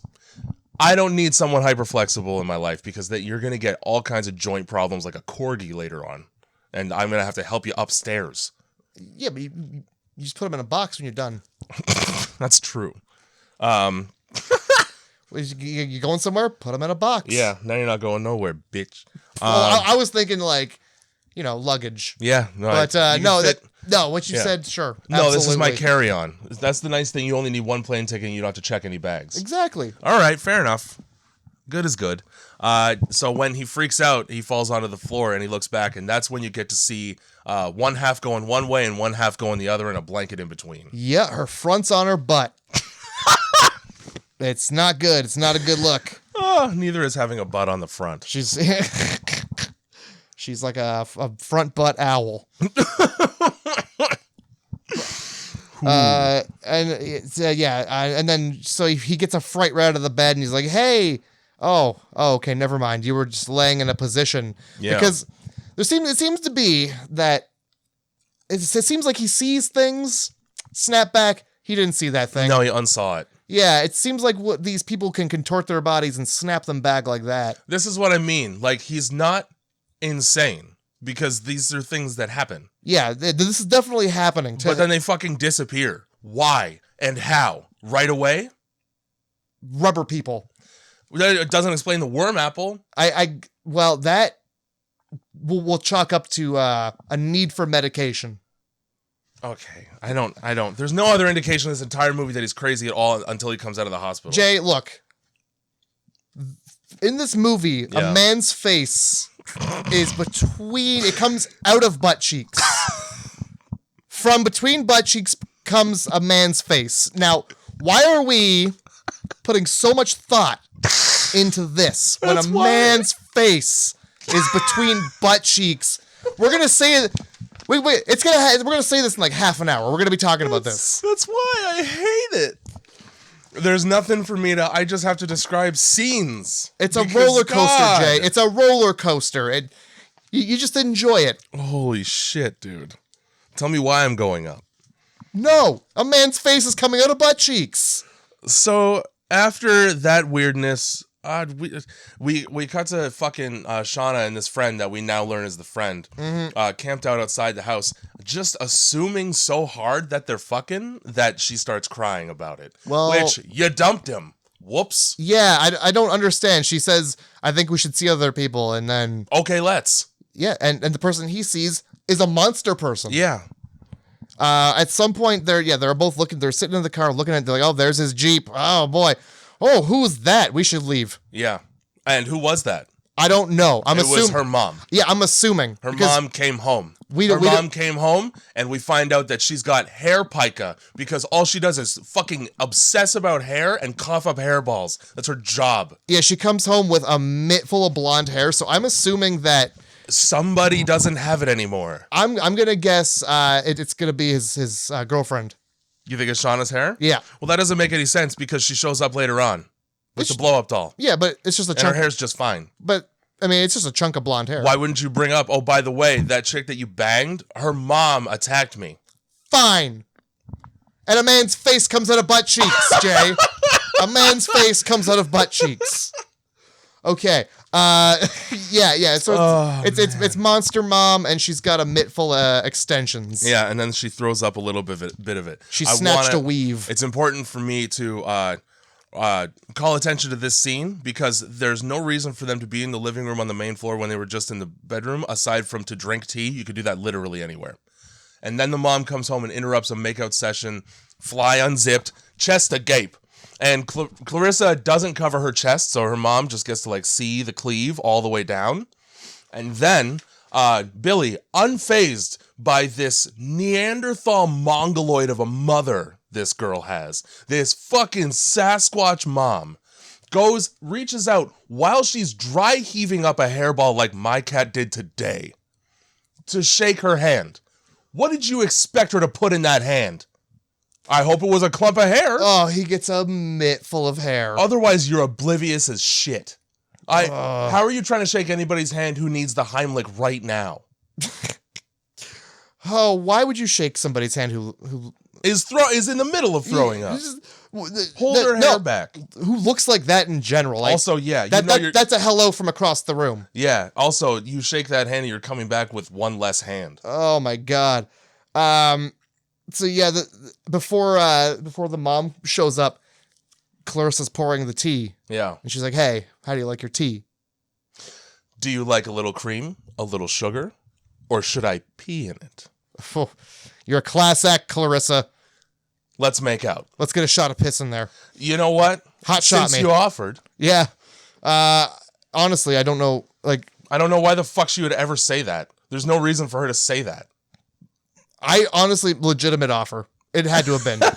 Right? She's tossing it up there. Oh, haha, joke. Later on, sure. she's like, I want to be a bad girl for you. So clearly she knows her way around water sports. She's done some wet work before. Yeah. Yeah. I don't know. At some point, Clarissa's just like, yeah, my mom does stuff I don't like. That's the end of the scene. Like, okay. Yep. Oh, sure. All right. So she's obviously...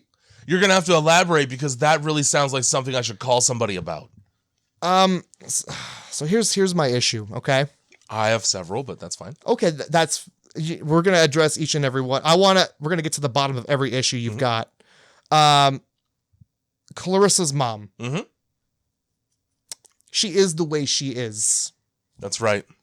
Now, Clarissa is part of society. Yep.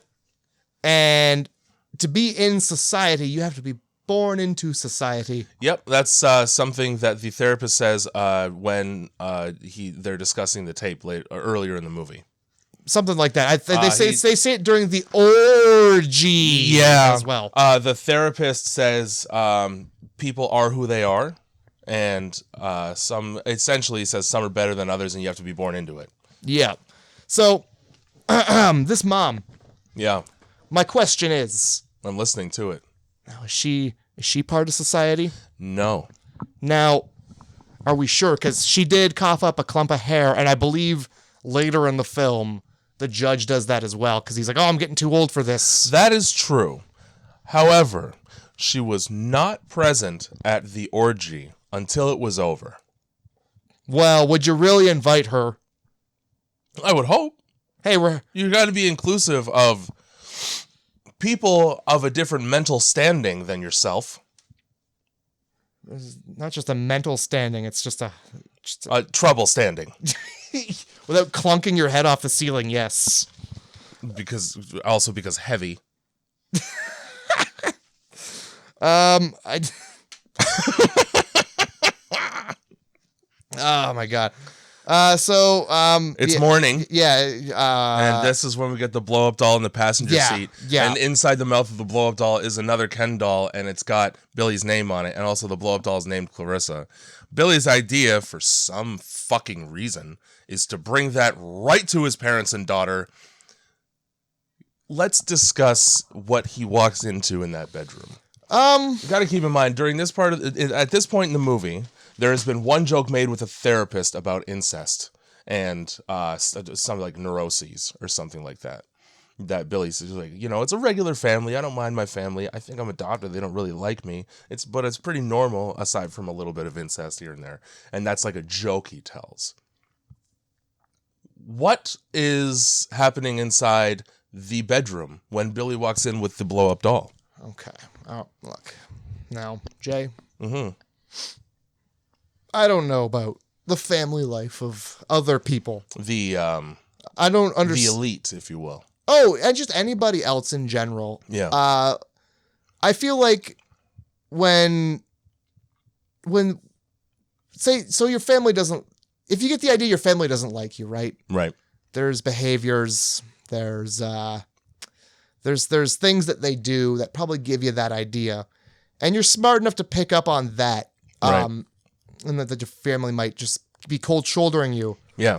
But when you walk in on, I don't know like how many times you would do this, but like it must be something that happens quite often because he doesn't say a fucking thing about it. No, he just walks into a door too. Like this guy has a real problem with personal space. Mm-hmm. And he's not the one with the worst problem with it. No, yeah, he just kind of throws open his parents' bedroom door to find what I can only describe as the beginnings or the finishings of coitus. Yeah. Inter-family coitus. Between three people. Now, I grew up an only child, but if I did have siblings and I walked in on a scene such as this, one of my first questions would probably be, hey, why is my sister half naked on the bed getting a shoulder massage from my father who's shirtless and pantsless?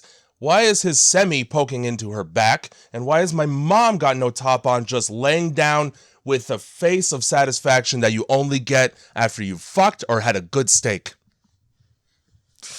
Yeah, it's not a good scene. No, it's bad. And you know what? And he says not a fucking thing about what he's walked in on. Instead, he's just like, here's this fucking blow-up doll. Which ruins the orgy. I can't imagine how. Ruins this orgy that is taking place before school. Because the sister is on her way to school. She's worried about being late. That's why they wrapped up when they did. My God, I'm going to be late for school. I was too busy fucking my family. Holy I was too busy getting shit. melted into my dad's butt. I was too busy being my mom's crotch. Holy fuck, dude. So with the casual way this guy like walks in and is just like, here's your fucking blow up doll, you shitheads. Yeah. Cool, you didn't invite me to another orgy. Like again, I'm feeling left out as a member of this household. How come these family shoulder rubs always happen when I'm out finding blow up dolls? I'm the one with the fucking sick traps. Y'all just seem to be getting really lacy. Lacy? Racy? Whenever I'm out, it gets lacy and racy. Yeah. And I don't understand. Fucking 80s lingerie always looks like it was pulled off of like a tablecloth. Yeah, it looks like something your grandmother would have on a bedside table. It's like a sexy doily. Yeah, exactly that. I don't know what it is about lace and having to have fucking crocheted patterns and designs in it. I'm gonna rip it off with my teeth. You don't get, you could just wear nothing. Mm-hmm. Parents say to Bill, like, hey, you're going to make a great contribution to society. Mm-hmm. I'm starting to think that they might not be talking about the idea of society, Jay. No. That society might be something a little more than just a concept or an idea. Yeah, and everybody seems to... and also, like, even if it were, the society that you're describing is not necessarily one I want to contribute to. Yeah. Because this is a society where incest is not only allowed, but encouraged. I'm more than happy living on the fringe of this society. Exactly, man. I'll be the fucking drifter who people just call me the woods hermit because I ain't coming into town. Not while that shit's happening. No. Oh my God. Straight from that, and correct me if I'm wrong. Okay. Straight from that to a Jewish funeral. You missed something. I missed something. Well, I missed fuck you, butthead. Yeah. That's exactly what you fuck. Yeah. He goes, fuck you, butthead. And then mom's like, don't use the F word at your father. Oh. Oh, yeah, for sure. I won't do that. Would you prefer copulation? Yeah. Copulation, you butthead. Doesn't really roll off the tongue as nicely. I'm so pissed about my incest family, I gotta go look at a dead body. Right to the synagogue. I'll tell you, there's something about seeing a dead friend of mine in a coffin that makes me want to poke a hole through his cheek. Yeah, he looks really weird. Don't touch him. Oh, no, the first thing I'll do is touch him. And my finger will sink into the deep recesses of his flesh. Because he's a dead body. This is weird. He's only rotting from the inside out. Why am I able to put my finger through him like tissue paper? Now, interesting. Later on in the movie, we learn that Blanchard is indeed still alive. So this is some kind of papier-mâché bullshit. I have no idea. Really passable clay model. Mm-hmm. Which, yeah, but don't touch it, though, because it's going to come apart like a pastry flake. It's the plan would have went off without a hitch if that, like... If he hadn't dipped his fucking finger into the icing. That curly-haired fuck just couldn't let the intrusive thoughts just pass by. No. The intrusive thoughts. I gotta poke my finger so hard that I touch this face, this body face. Damage this corpse. Yeah, like in a really visible way too. Like you can't fix that in post. And then they just walk away. Yeah, they go, "Oh, dead bodies do that all the time, right?" Yeah, that's the lie we're going with. Let's leave. Yeah, let's get out of here before anybody gets a good close look at what's happened here. Fuck's sake. And this is where we get what's his face? This is Martin. I called him Petrie in my notes. All right, the dorky little Martin bastard who's running for the student council. Yeah, his debate rival. He's running up opposite to this guy, and he's like, "Hey, listen, I gotta tell you some stuff about your mom and dad and your sister and society." At no point during this dialogue does he go, "Hey, what the fuck happened to that guy's face just then?" Hey, I saw you poking a hole in this dead body. Thought I'd come take a leak. They're standing right over the coffin still. You're going to tell me that you didn't see that? Point that out. Hey, whoa. You guys do this? Look at that. You could pee right in that hole if you wanted to.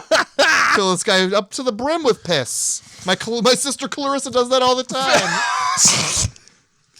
She's a piss mistress. God, dude. A pistress. A pistress. Oh my god. So they go to this meeting place. Bill goes to it's just the side of the road. It's the side of the road in a fucking ravine, in a drainage ditch, or like a fucking, I don't even know. But yeah, he's got to walk down a small valley to Petrie's car that has somehow been stashed in the woods, and that doesn't raise any alarm bells for Billy. Well, so he gets there and he calls out the dude's name. No answer. He waits for all of 10 minutes before wandering just into the woods indiscriminately. Mm-hmm. At least that's what it seemed like. And he finds a car, which he assumes is Petrie's car. He must know that it is. With its hazards on, those hazard lights throughout this scene change from blinking red to blinking yellow for literally no reason. And as he's sifting around the car, which is locked and dark, so I wouldn't think there'd be anybody in it, he finds a way to pry the door open, and Petrie is there with his throat slit. He just fucking hangs out. He flops out like a rubber boy. Yep. And we go, I need to call the police about that. That's not what happens. Well, he does, though. Well, eventually. First, he follows some laughter through the woods. Yeah. And runs into a guy who knocks him over twice and steals a shirt. Yeah, for some reason, there is a shirt. Now, I knew from the size and shape of this man, despite the fact that his face was blacked out by lighting, that it was Ted. Because it was fucking Ted. All right? Now, I don't think we should jump to conclusions here. Yeah, we should, though, because sure? it was. Yeah. You know how I know? How do you know? Later on in the scene where he's trying to explain that he just saw Petrie's body in the woods to the entire school in the assembly, Ted is holding the same shirt. And he waves at him with it. Well, I was probably looking away. I was probably looking down writing when that happened. Also, just staged. Just the whole thing was staged to piss off Bill. Would you like to know how I knew it was Ted? How? Because of the way it was. Just the overall way it was. Because it was Ted. Yeah. It was Ted in the movie. Because it was him. Yeah, and who else would? It's his brother. Who else would? And this was very confusing because look. Mm-hmm. I'm looking. There's how are they gonna slit that boy's throat? And he's still alive.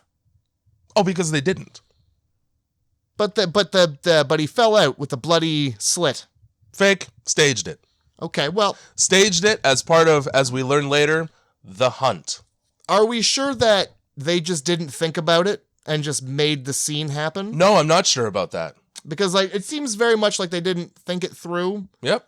Well, fucking Petrie's right back later. He's right back the next day at school. My problem is... And he's touching his neck in that scene. Okay.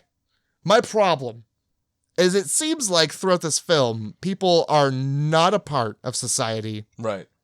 And are being made a part of society. Even though you can't be made a part, you have to be born into it. Because like even when they play the orgy tape, yeah, you hear a man screaming. Was that not Ted screaming in pain? I guess, yeah. And then you what? You get absorbed into the society Borg, and then you come out a different guy.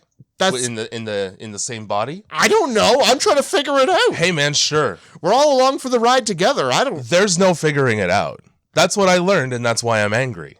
Okay, well then we just won't dwell on it then, will we? Oh, we're gonna though, because I'm not gonna stop bringing up problems. We won't dwell on the fact that this person, runs right to Clarissa's house, which is across the street. It's across the fucking street. You know how I know? How do you know? Because they come right back with the cops. It's a brand new car. It's a brand new fucking car. How'd you get the old car out and the new car in? And Billy's like, this wasn't the car I saw before. This is that was a Volvo.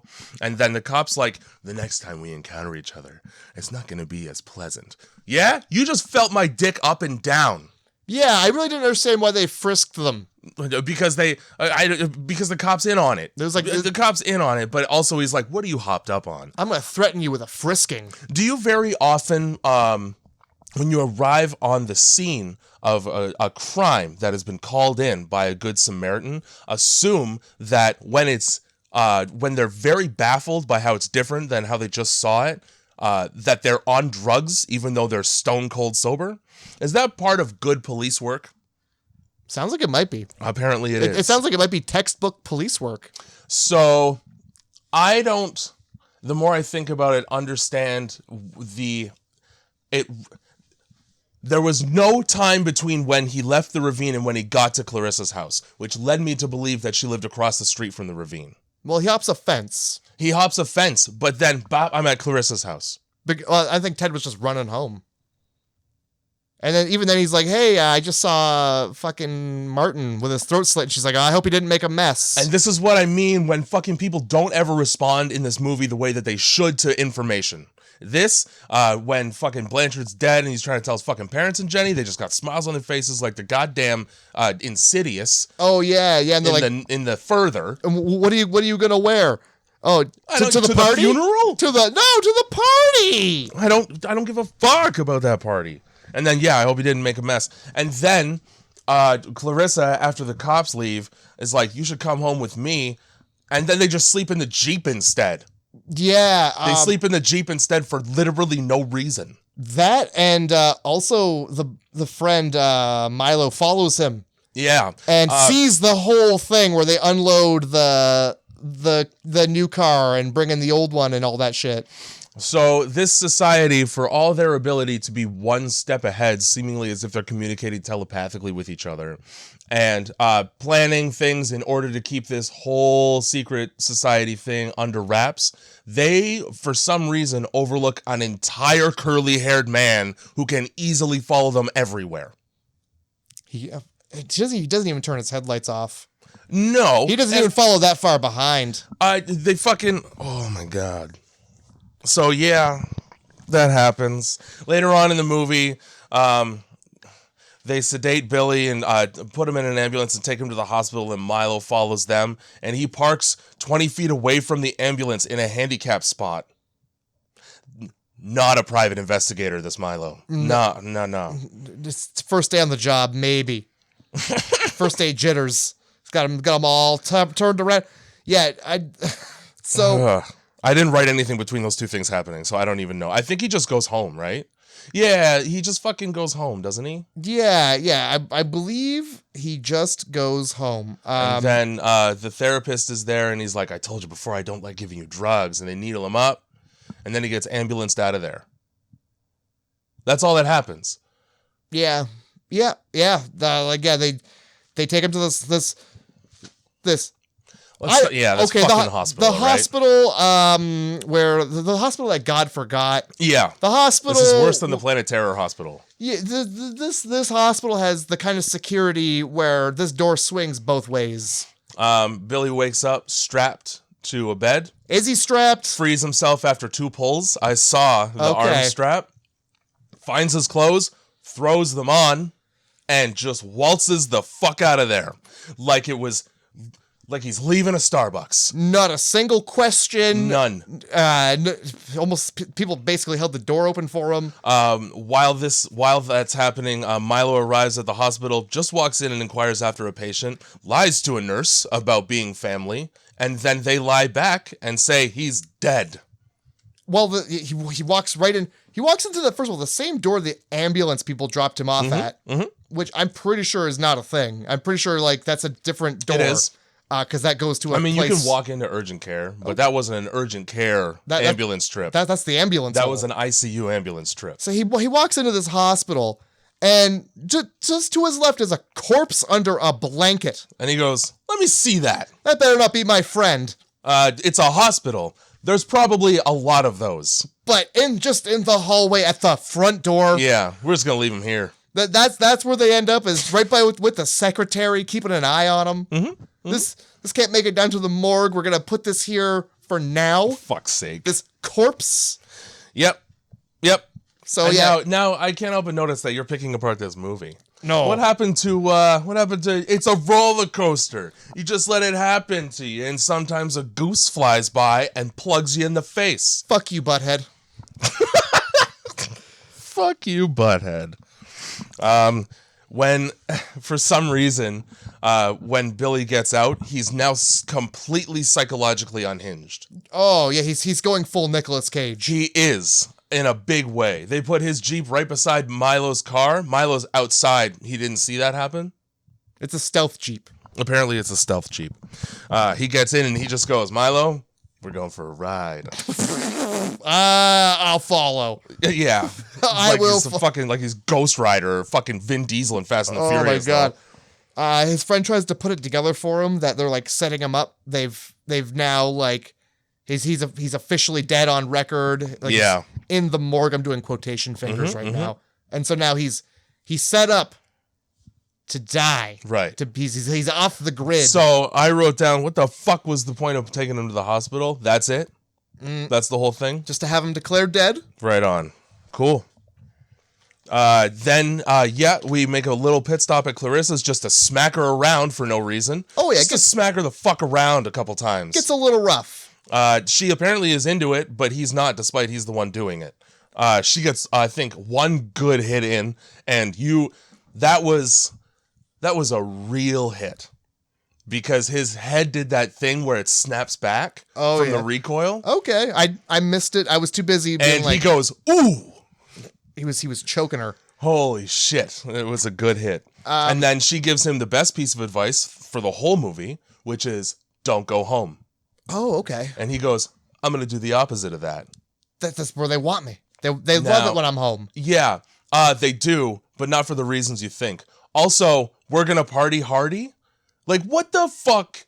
This is the Vampire's Kiss ABCDEFG scene. He might as well put sunglasses on as he said that. There's no fucking reason for him to be behaving like this. It doesn't make any sense. I'm here to kick ass and chew bubblegum. Yeah. I noted while Bill was in the hospital, before he waltzed out, before he just strolls out, before he breezes through the doors of the hospital. Like he owns it. You see a shot of the clipboard on the wall. Okay. And it's Dr. whatever. That's Dr. Roswell or something like that? Roswell? Doctor who gives a fuck. Doesn't matter. The ward that he's in. Mm-hmm. And this clipboard I think has the spot of the hospital he's in. and what's happening to him and like the medication he's on. Yeah. Colorectostophy? I don't know what that is. Colorectostophy. I couldn't, because it was written in like weird handwriting. Colorectoscopy? Colorectoscopy, probably. It's just another way of saying colonoscopy. He's getting flushed out. Yeah, well, the next thing says high enema. Yep.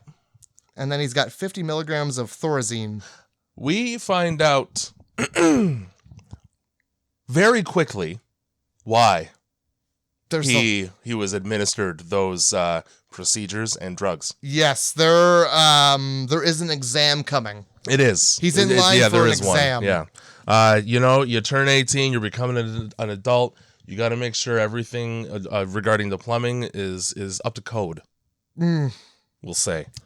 I've never had one. I will never get one. My colon will have to fall out of my asshole first.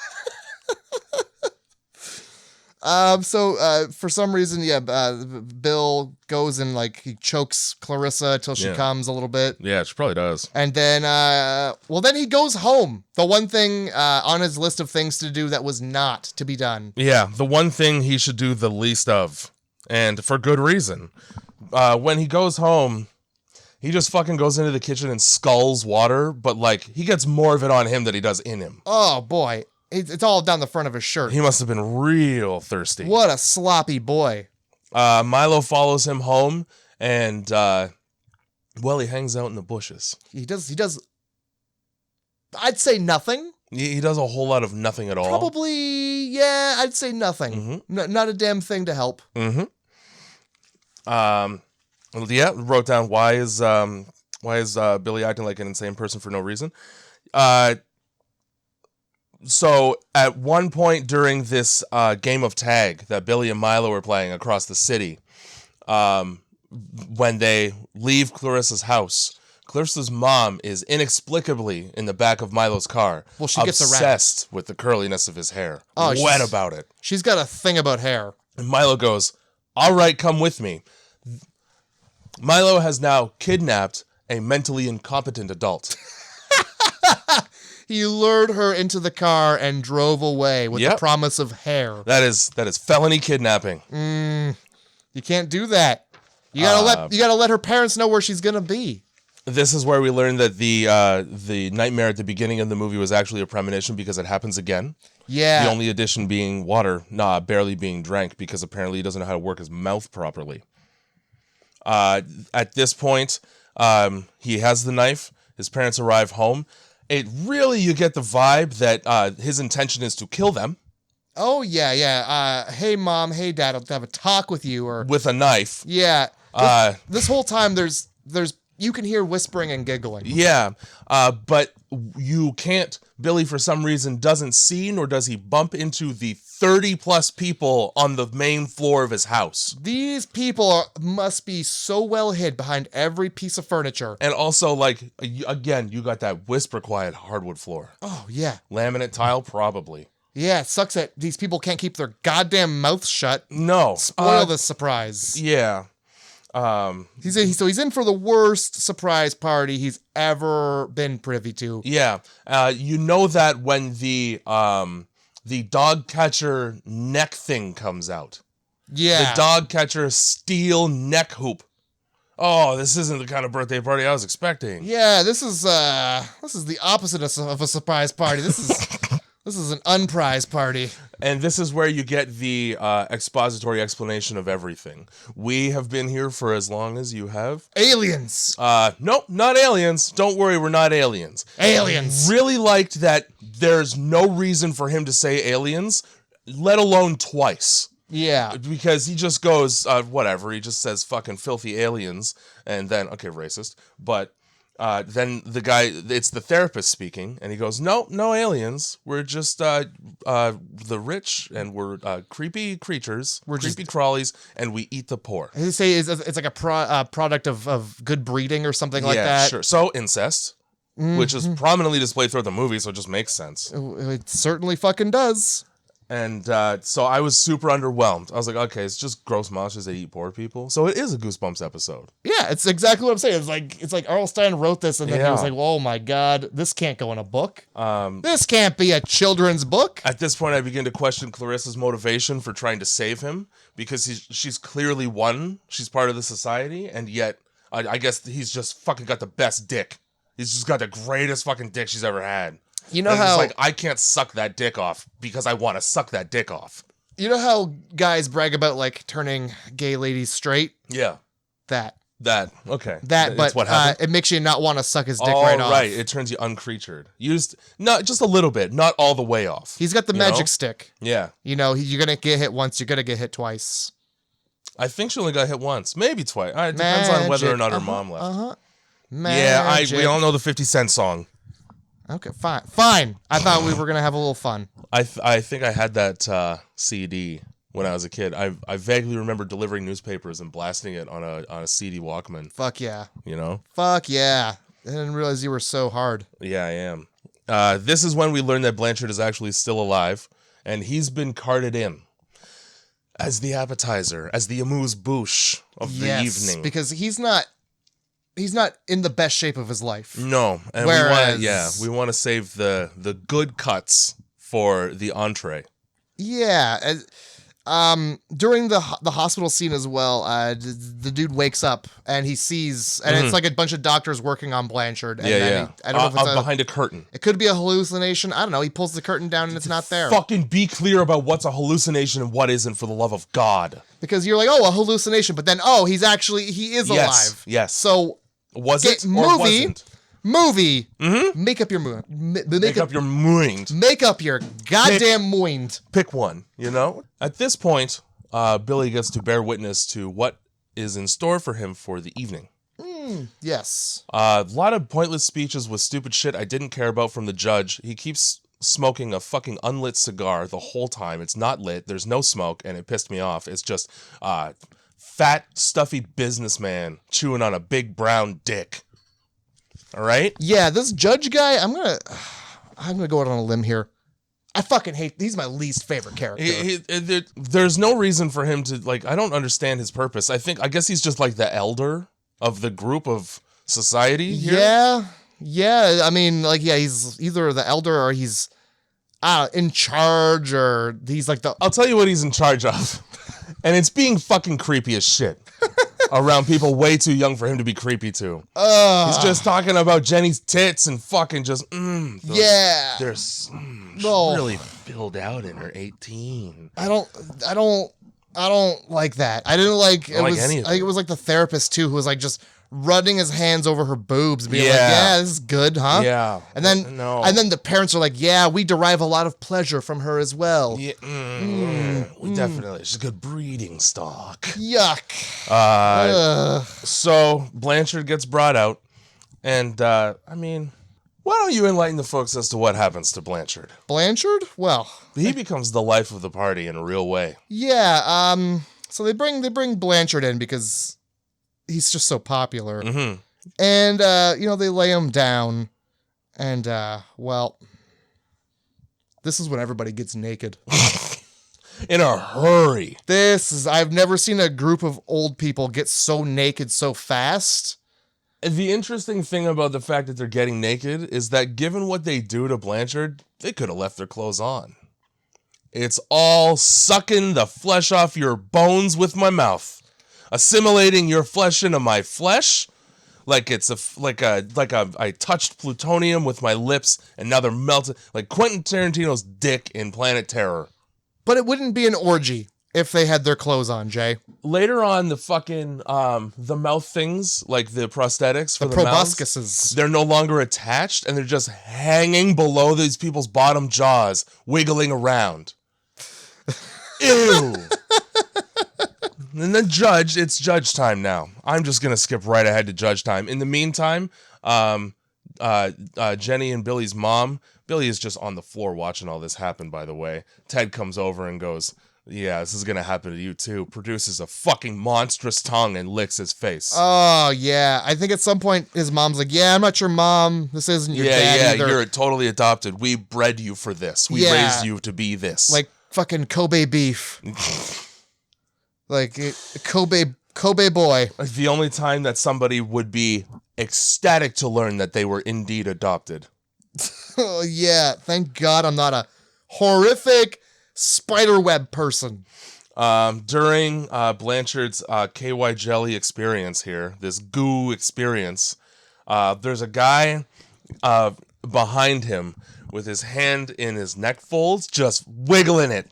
Just a regular hand, fingering this poor man's neck.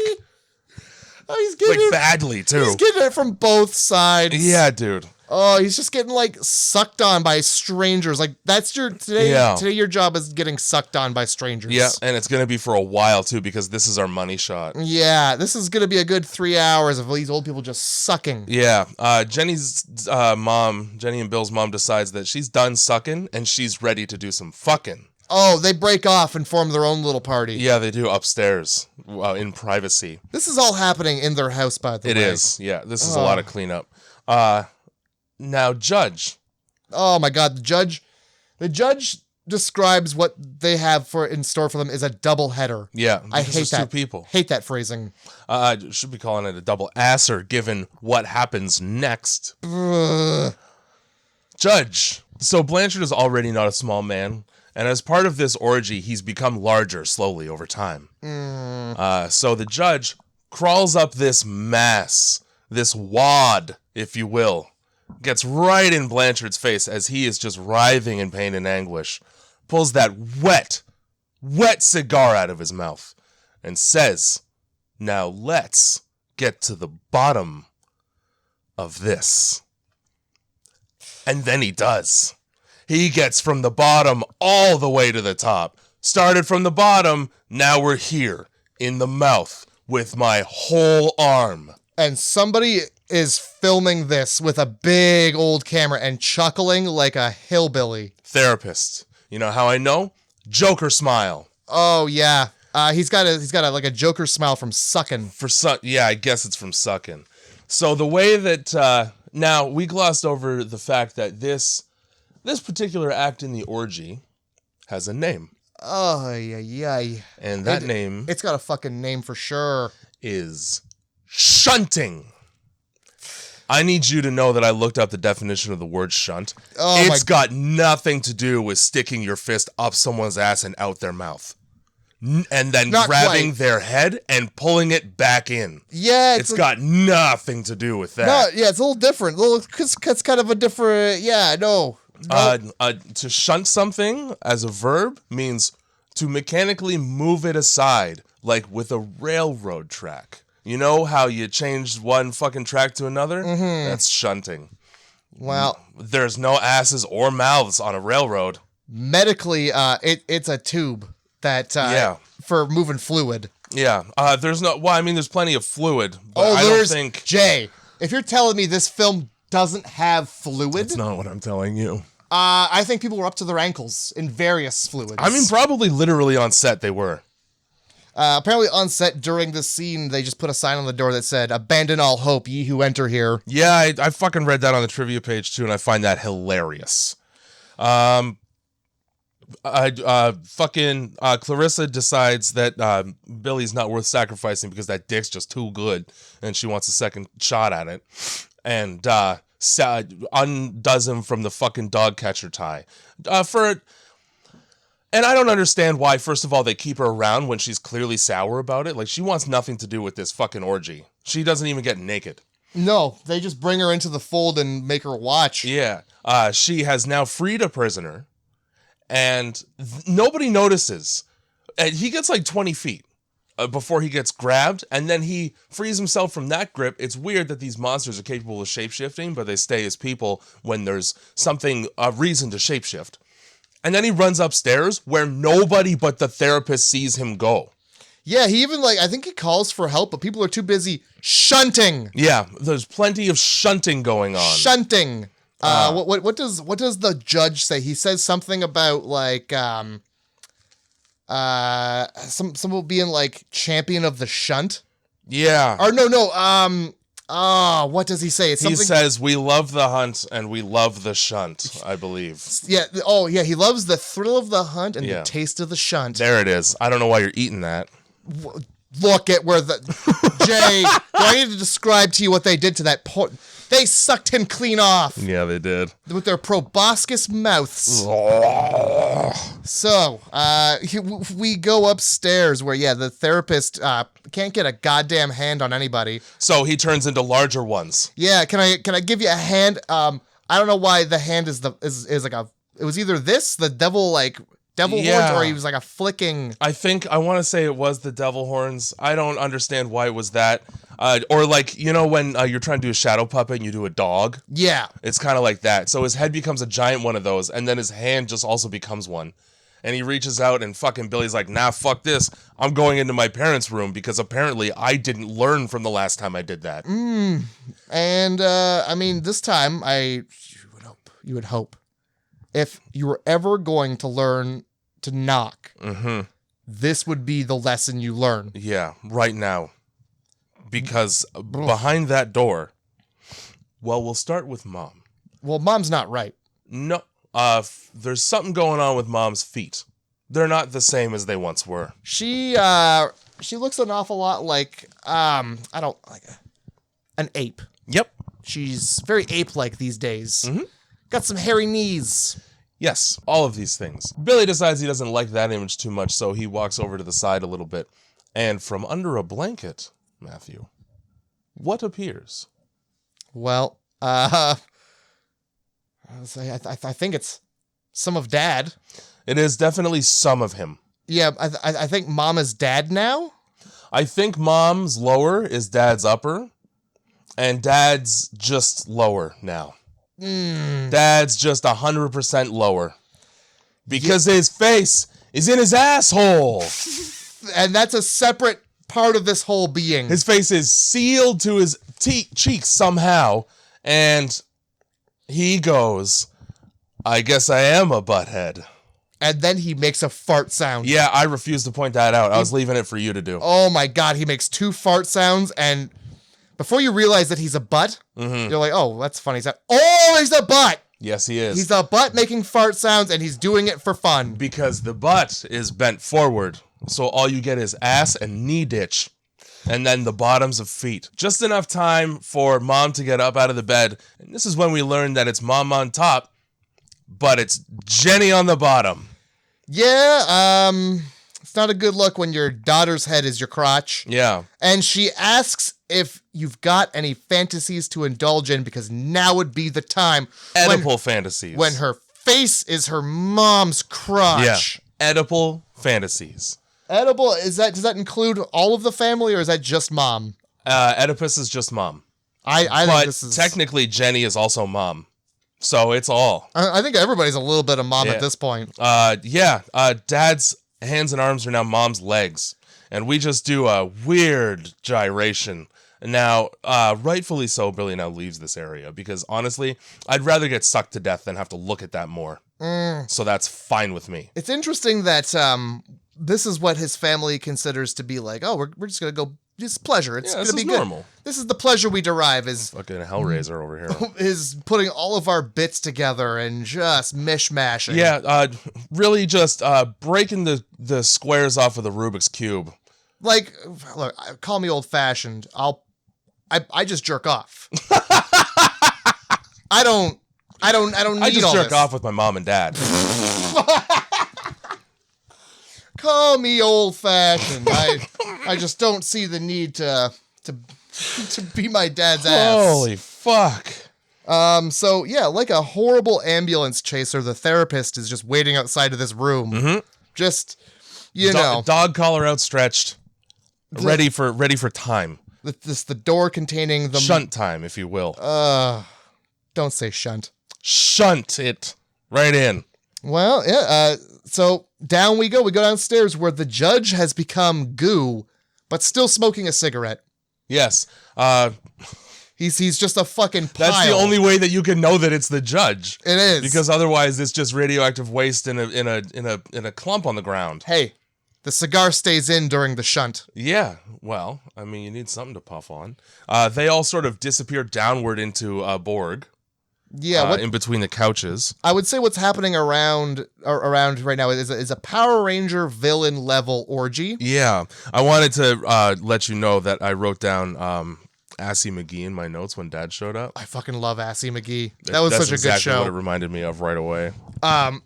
Okay. I also wrote Goo Judge, so it's good to know that we were on the same page. I'm not happy about the page we're on, to be honest. Yeah, because now the orgy is in full swing.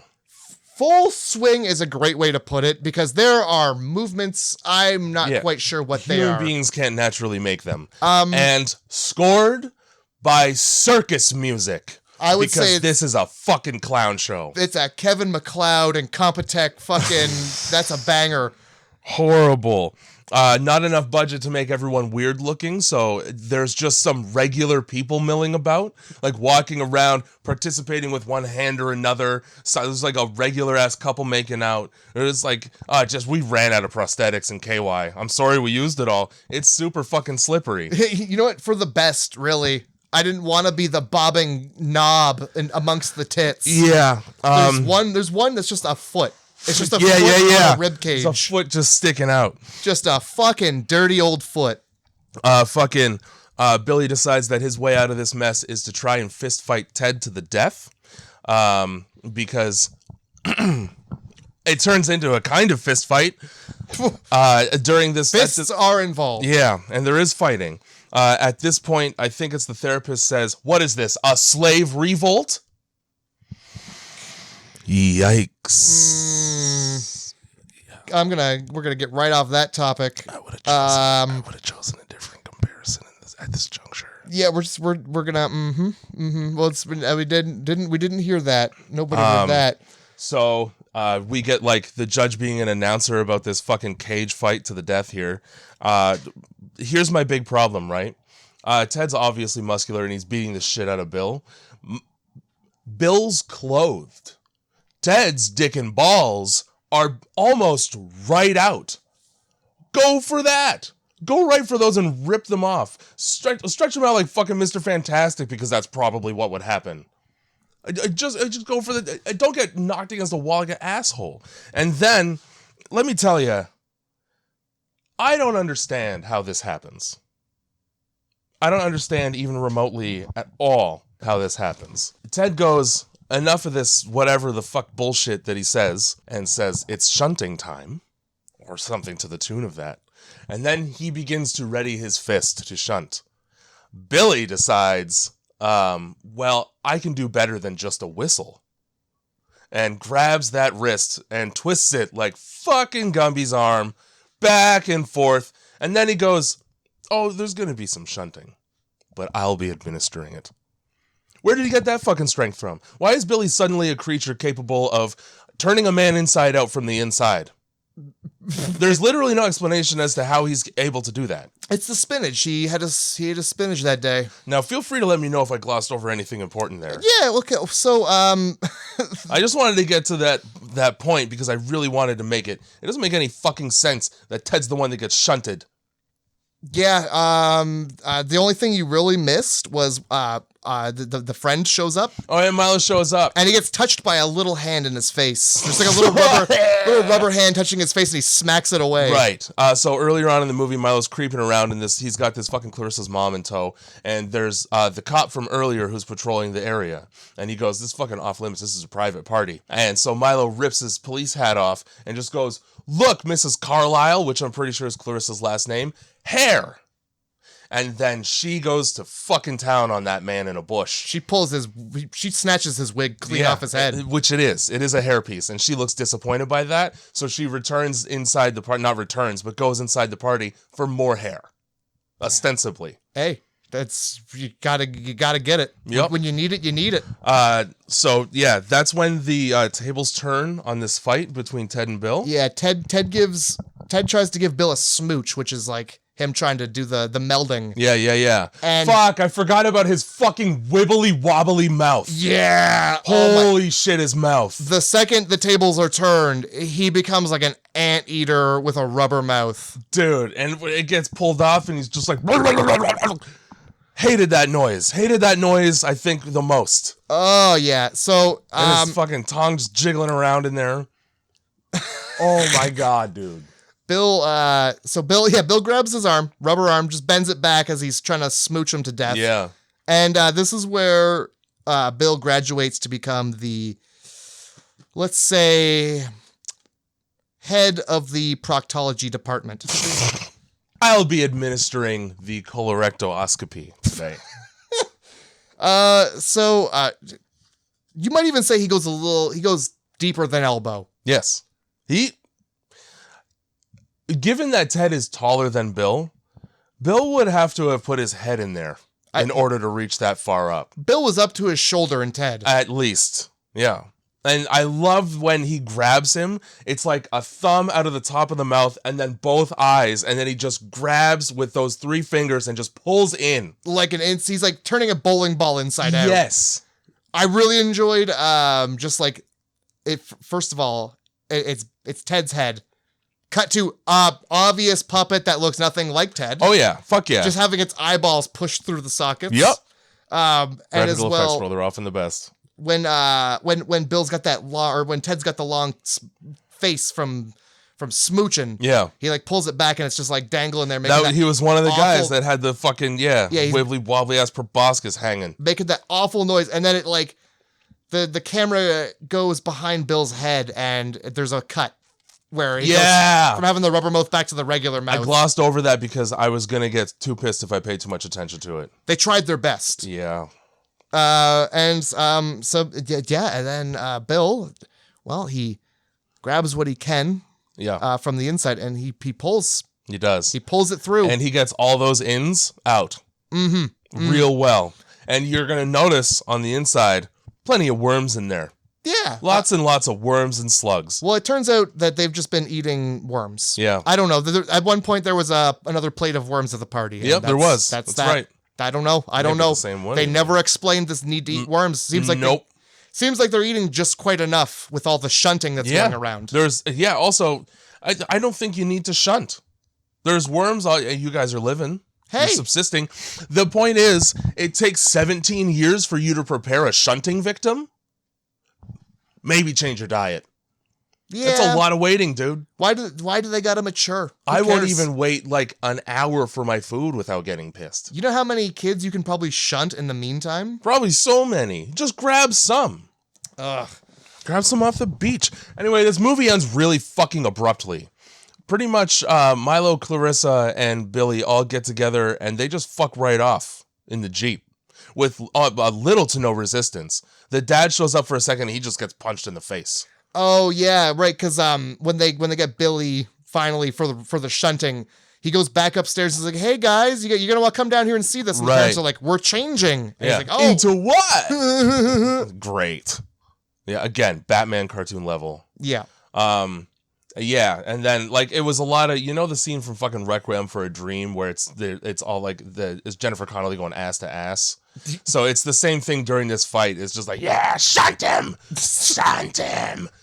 and then he doesn't get shunted. He does the shunting, the shunting. Oh boy, he shunts him right inside out. So the 3 of them fucking just get in the Jeep and they peel out into the fucking sunset. That's it. I guess the sun rises because it's morning now. That's it. That's the. You've watched Society. I don't think it even fades to black. No, I think it just cuts straight to black. There is a fade in this movie too, so you could have done it. Chose not to. It's all good. Oh, what happens is they cut back into the party, and Ted was offered a position in Washington since he's done such a good job for the society. Yeah. And then the judge says, I think I might have another opening in Washington. Like, that's a great punchline to end on. Hilarious joke, guys. Bip credits. Mm-hmm. And, hey, of course, Society is running Washington too, probably. Yeah, they're everywhere. That's probably what they were everywhere trying to... that there are rich people. This Zero resolution, no closure to anything. 3 out of 10 movie from me. 3 out of 10. Oh my And God. that number comes from 3 scenes of shunting. Okay? Yep. I'm honestly 4 out of 10. I liked the shunting. Yeah. That's it. Period. The clip I watched was like him being held down with that like dog catcher Yeah. thing. So the second that came out, I knew what was coming. Yeah. I didn't like the circus music during the orgy. The whole time I was watching this, I was waiting for the orgy because I knew like this is what's gonna make me the most uncomfortable. Yeah. Is this orgy And then the scene. circus music kind of just like made it cartoonish, right? Yeah, it made it more upsetting. Yeah. I don't know. There's something about I didn't feel that just because like I get it because it was pitched. So it's like circus music is inherently creepy. Yeah. It's almost like they made it on purpose. Dude, fucking freak shows, people biting heads off chickens. You got to have something weird in the background for that. Oh, for sure. That's fine. All of that's fine. But to put that to a person melting orgy. I tell you what I would have preferred is just like a constant droning, like a Color Out of Space type noise. Yeah. You You know? know, I would have been a part of that too. But For most of this movie, I would have preferred that as opposed to like the weird fucking 100,001 free fonts equivalent of soundtrack that they made here. Yeah. They just went to a Walmart around Halloween and found a CD that was just creepy sounds for your Halloween party. oh yeah. This one's the intro to Friday the 13th. Here's 300 songs that won't get you flagged on YouTube. Fucking 3 out of 10. Yeah, I give it a 4. I liked the shunting. Yeah. The whole time I was watching this film, I was just waiting for that to happen. Yep, that's what I mean. The first half of this movie is fucking Fast Times at Ridgemont High, and I couldn't care less. Yep, just get to the shunting. Yeah, start shunting 20 minutes in, At least, and don't stop shunting until I'm satisfied. yeah, you got to give us a taste of the shunt. Yeah. You can't just be like, Well, we got it during the opening credits, I guess. they should have just been like, here's somebody, let's shunt them, you know? Yeah. Yeah, some about being melted into a pile of people really upsets me because, like, you know, there's no coming back from that. Except these people do. Yeah, so By the way, that whole I'm getting too old for this thing. Like at the end of the shunting orgy, once everybody's fucking spent and covered in semen and jelly, they just turn back into themselves and they assimilate some parts of what they've just eaten. Yeah, I don't Because know. Blanchard had the fucking beauty mark on his face, and now the judge has it. Yeah, and they call it a beauty mark. Yeah, that's what I mean. It's a fucking mole, all right? The unshunting was arguably worse to watch than the shunting. Because it's just a bunch of old men who are wet getting up, yeah, it really is from a sweaty sit. standing up and cracking their joints inevitably. Oh my god, and they're so fucking moist. Holy fuck. If they weren't ready for pleasure before, they would be now. The foreplay is over. It is. More like 18 play. Ugh.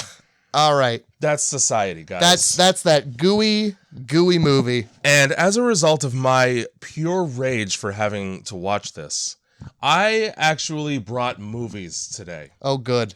for next week, as opposed to garbage, as opposed to a waste of precious 35 millimeter that's hard to get these days, as opposed to my afternoon that I'll never get back.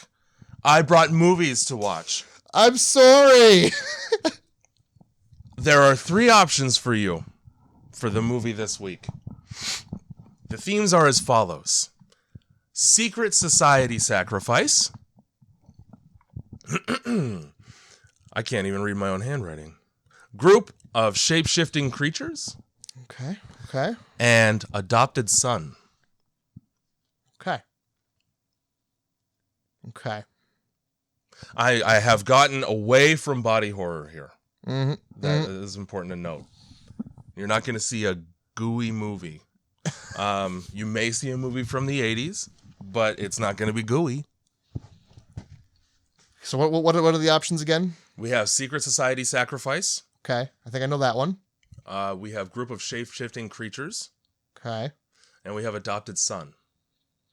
So we've got Martyrs. No, but I was tempted. Damn. Very close. And his adopted son, is it like Omen? Yeah. Okay. Give me Shapeshifters. Watching The Howling next week. All right. I've not seen it. From what I understand, and neither have I, I believe it's from 83. It's about a woman that goes to a town full of werewolves. It doesn't sound like a good time for her. No, it does not.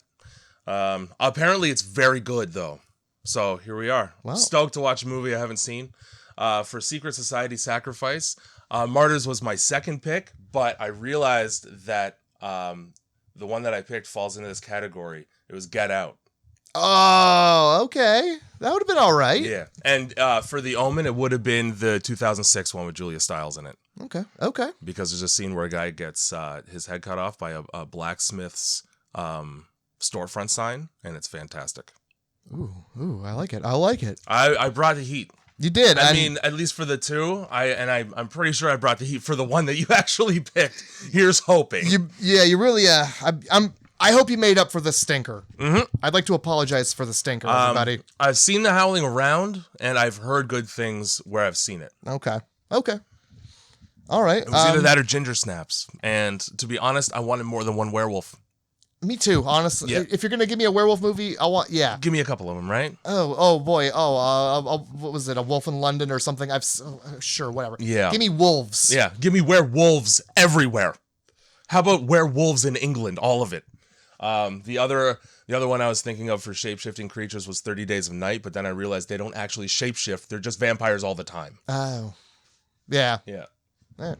Well, that's society.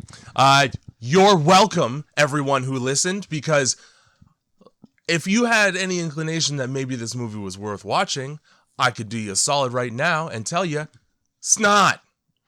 Matter of fact, find the movie, watch the last 15 minutes of the movie.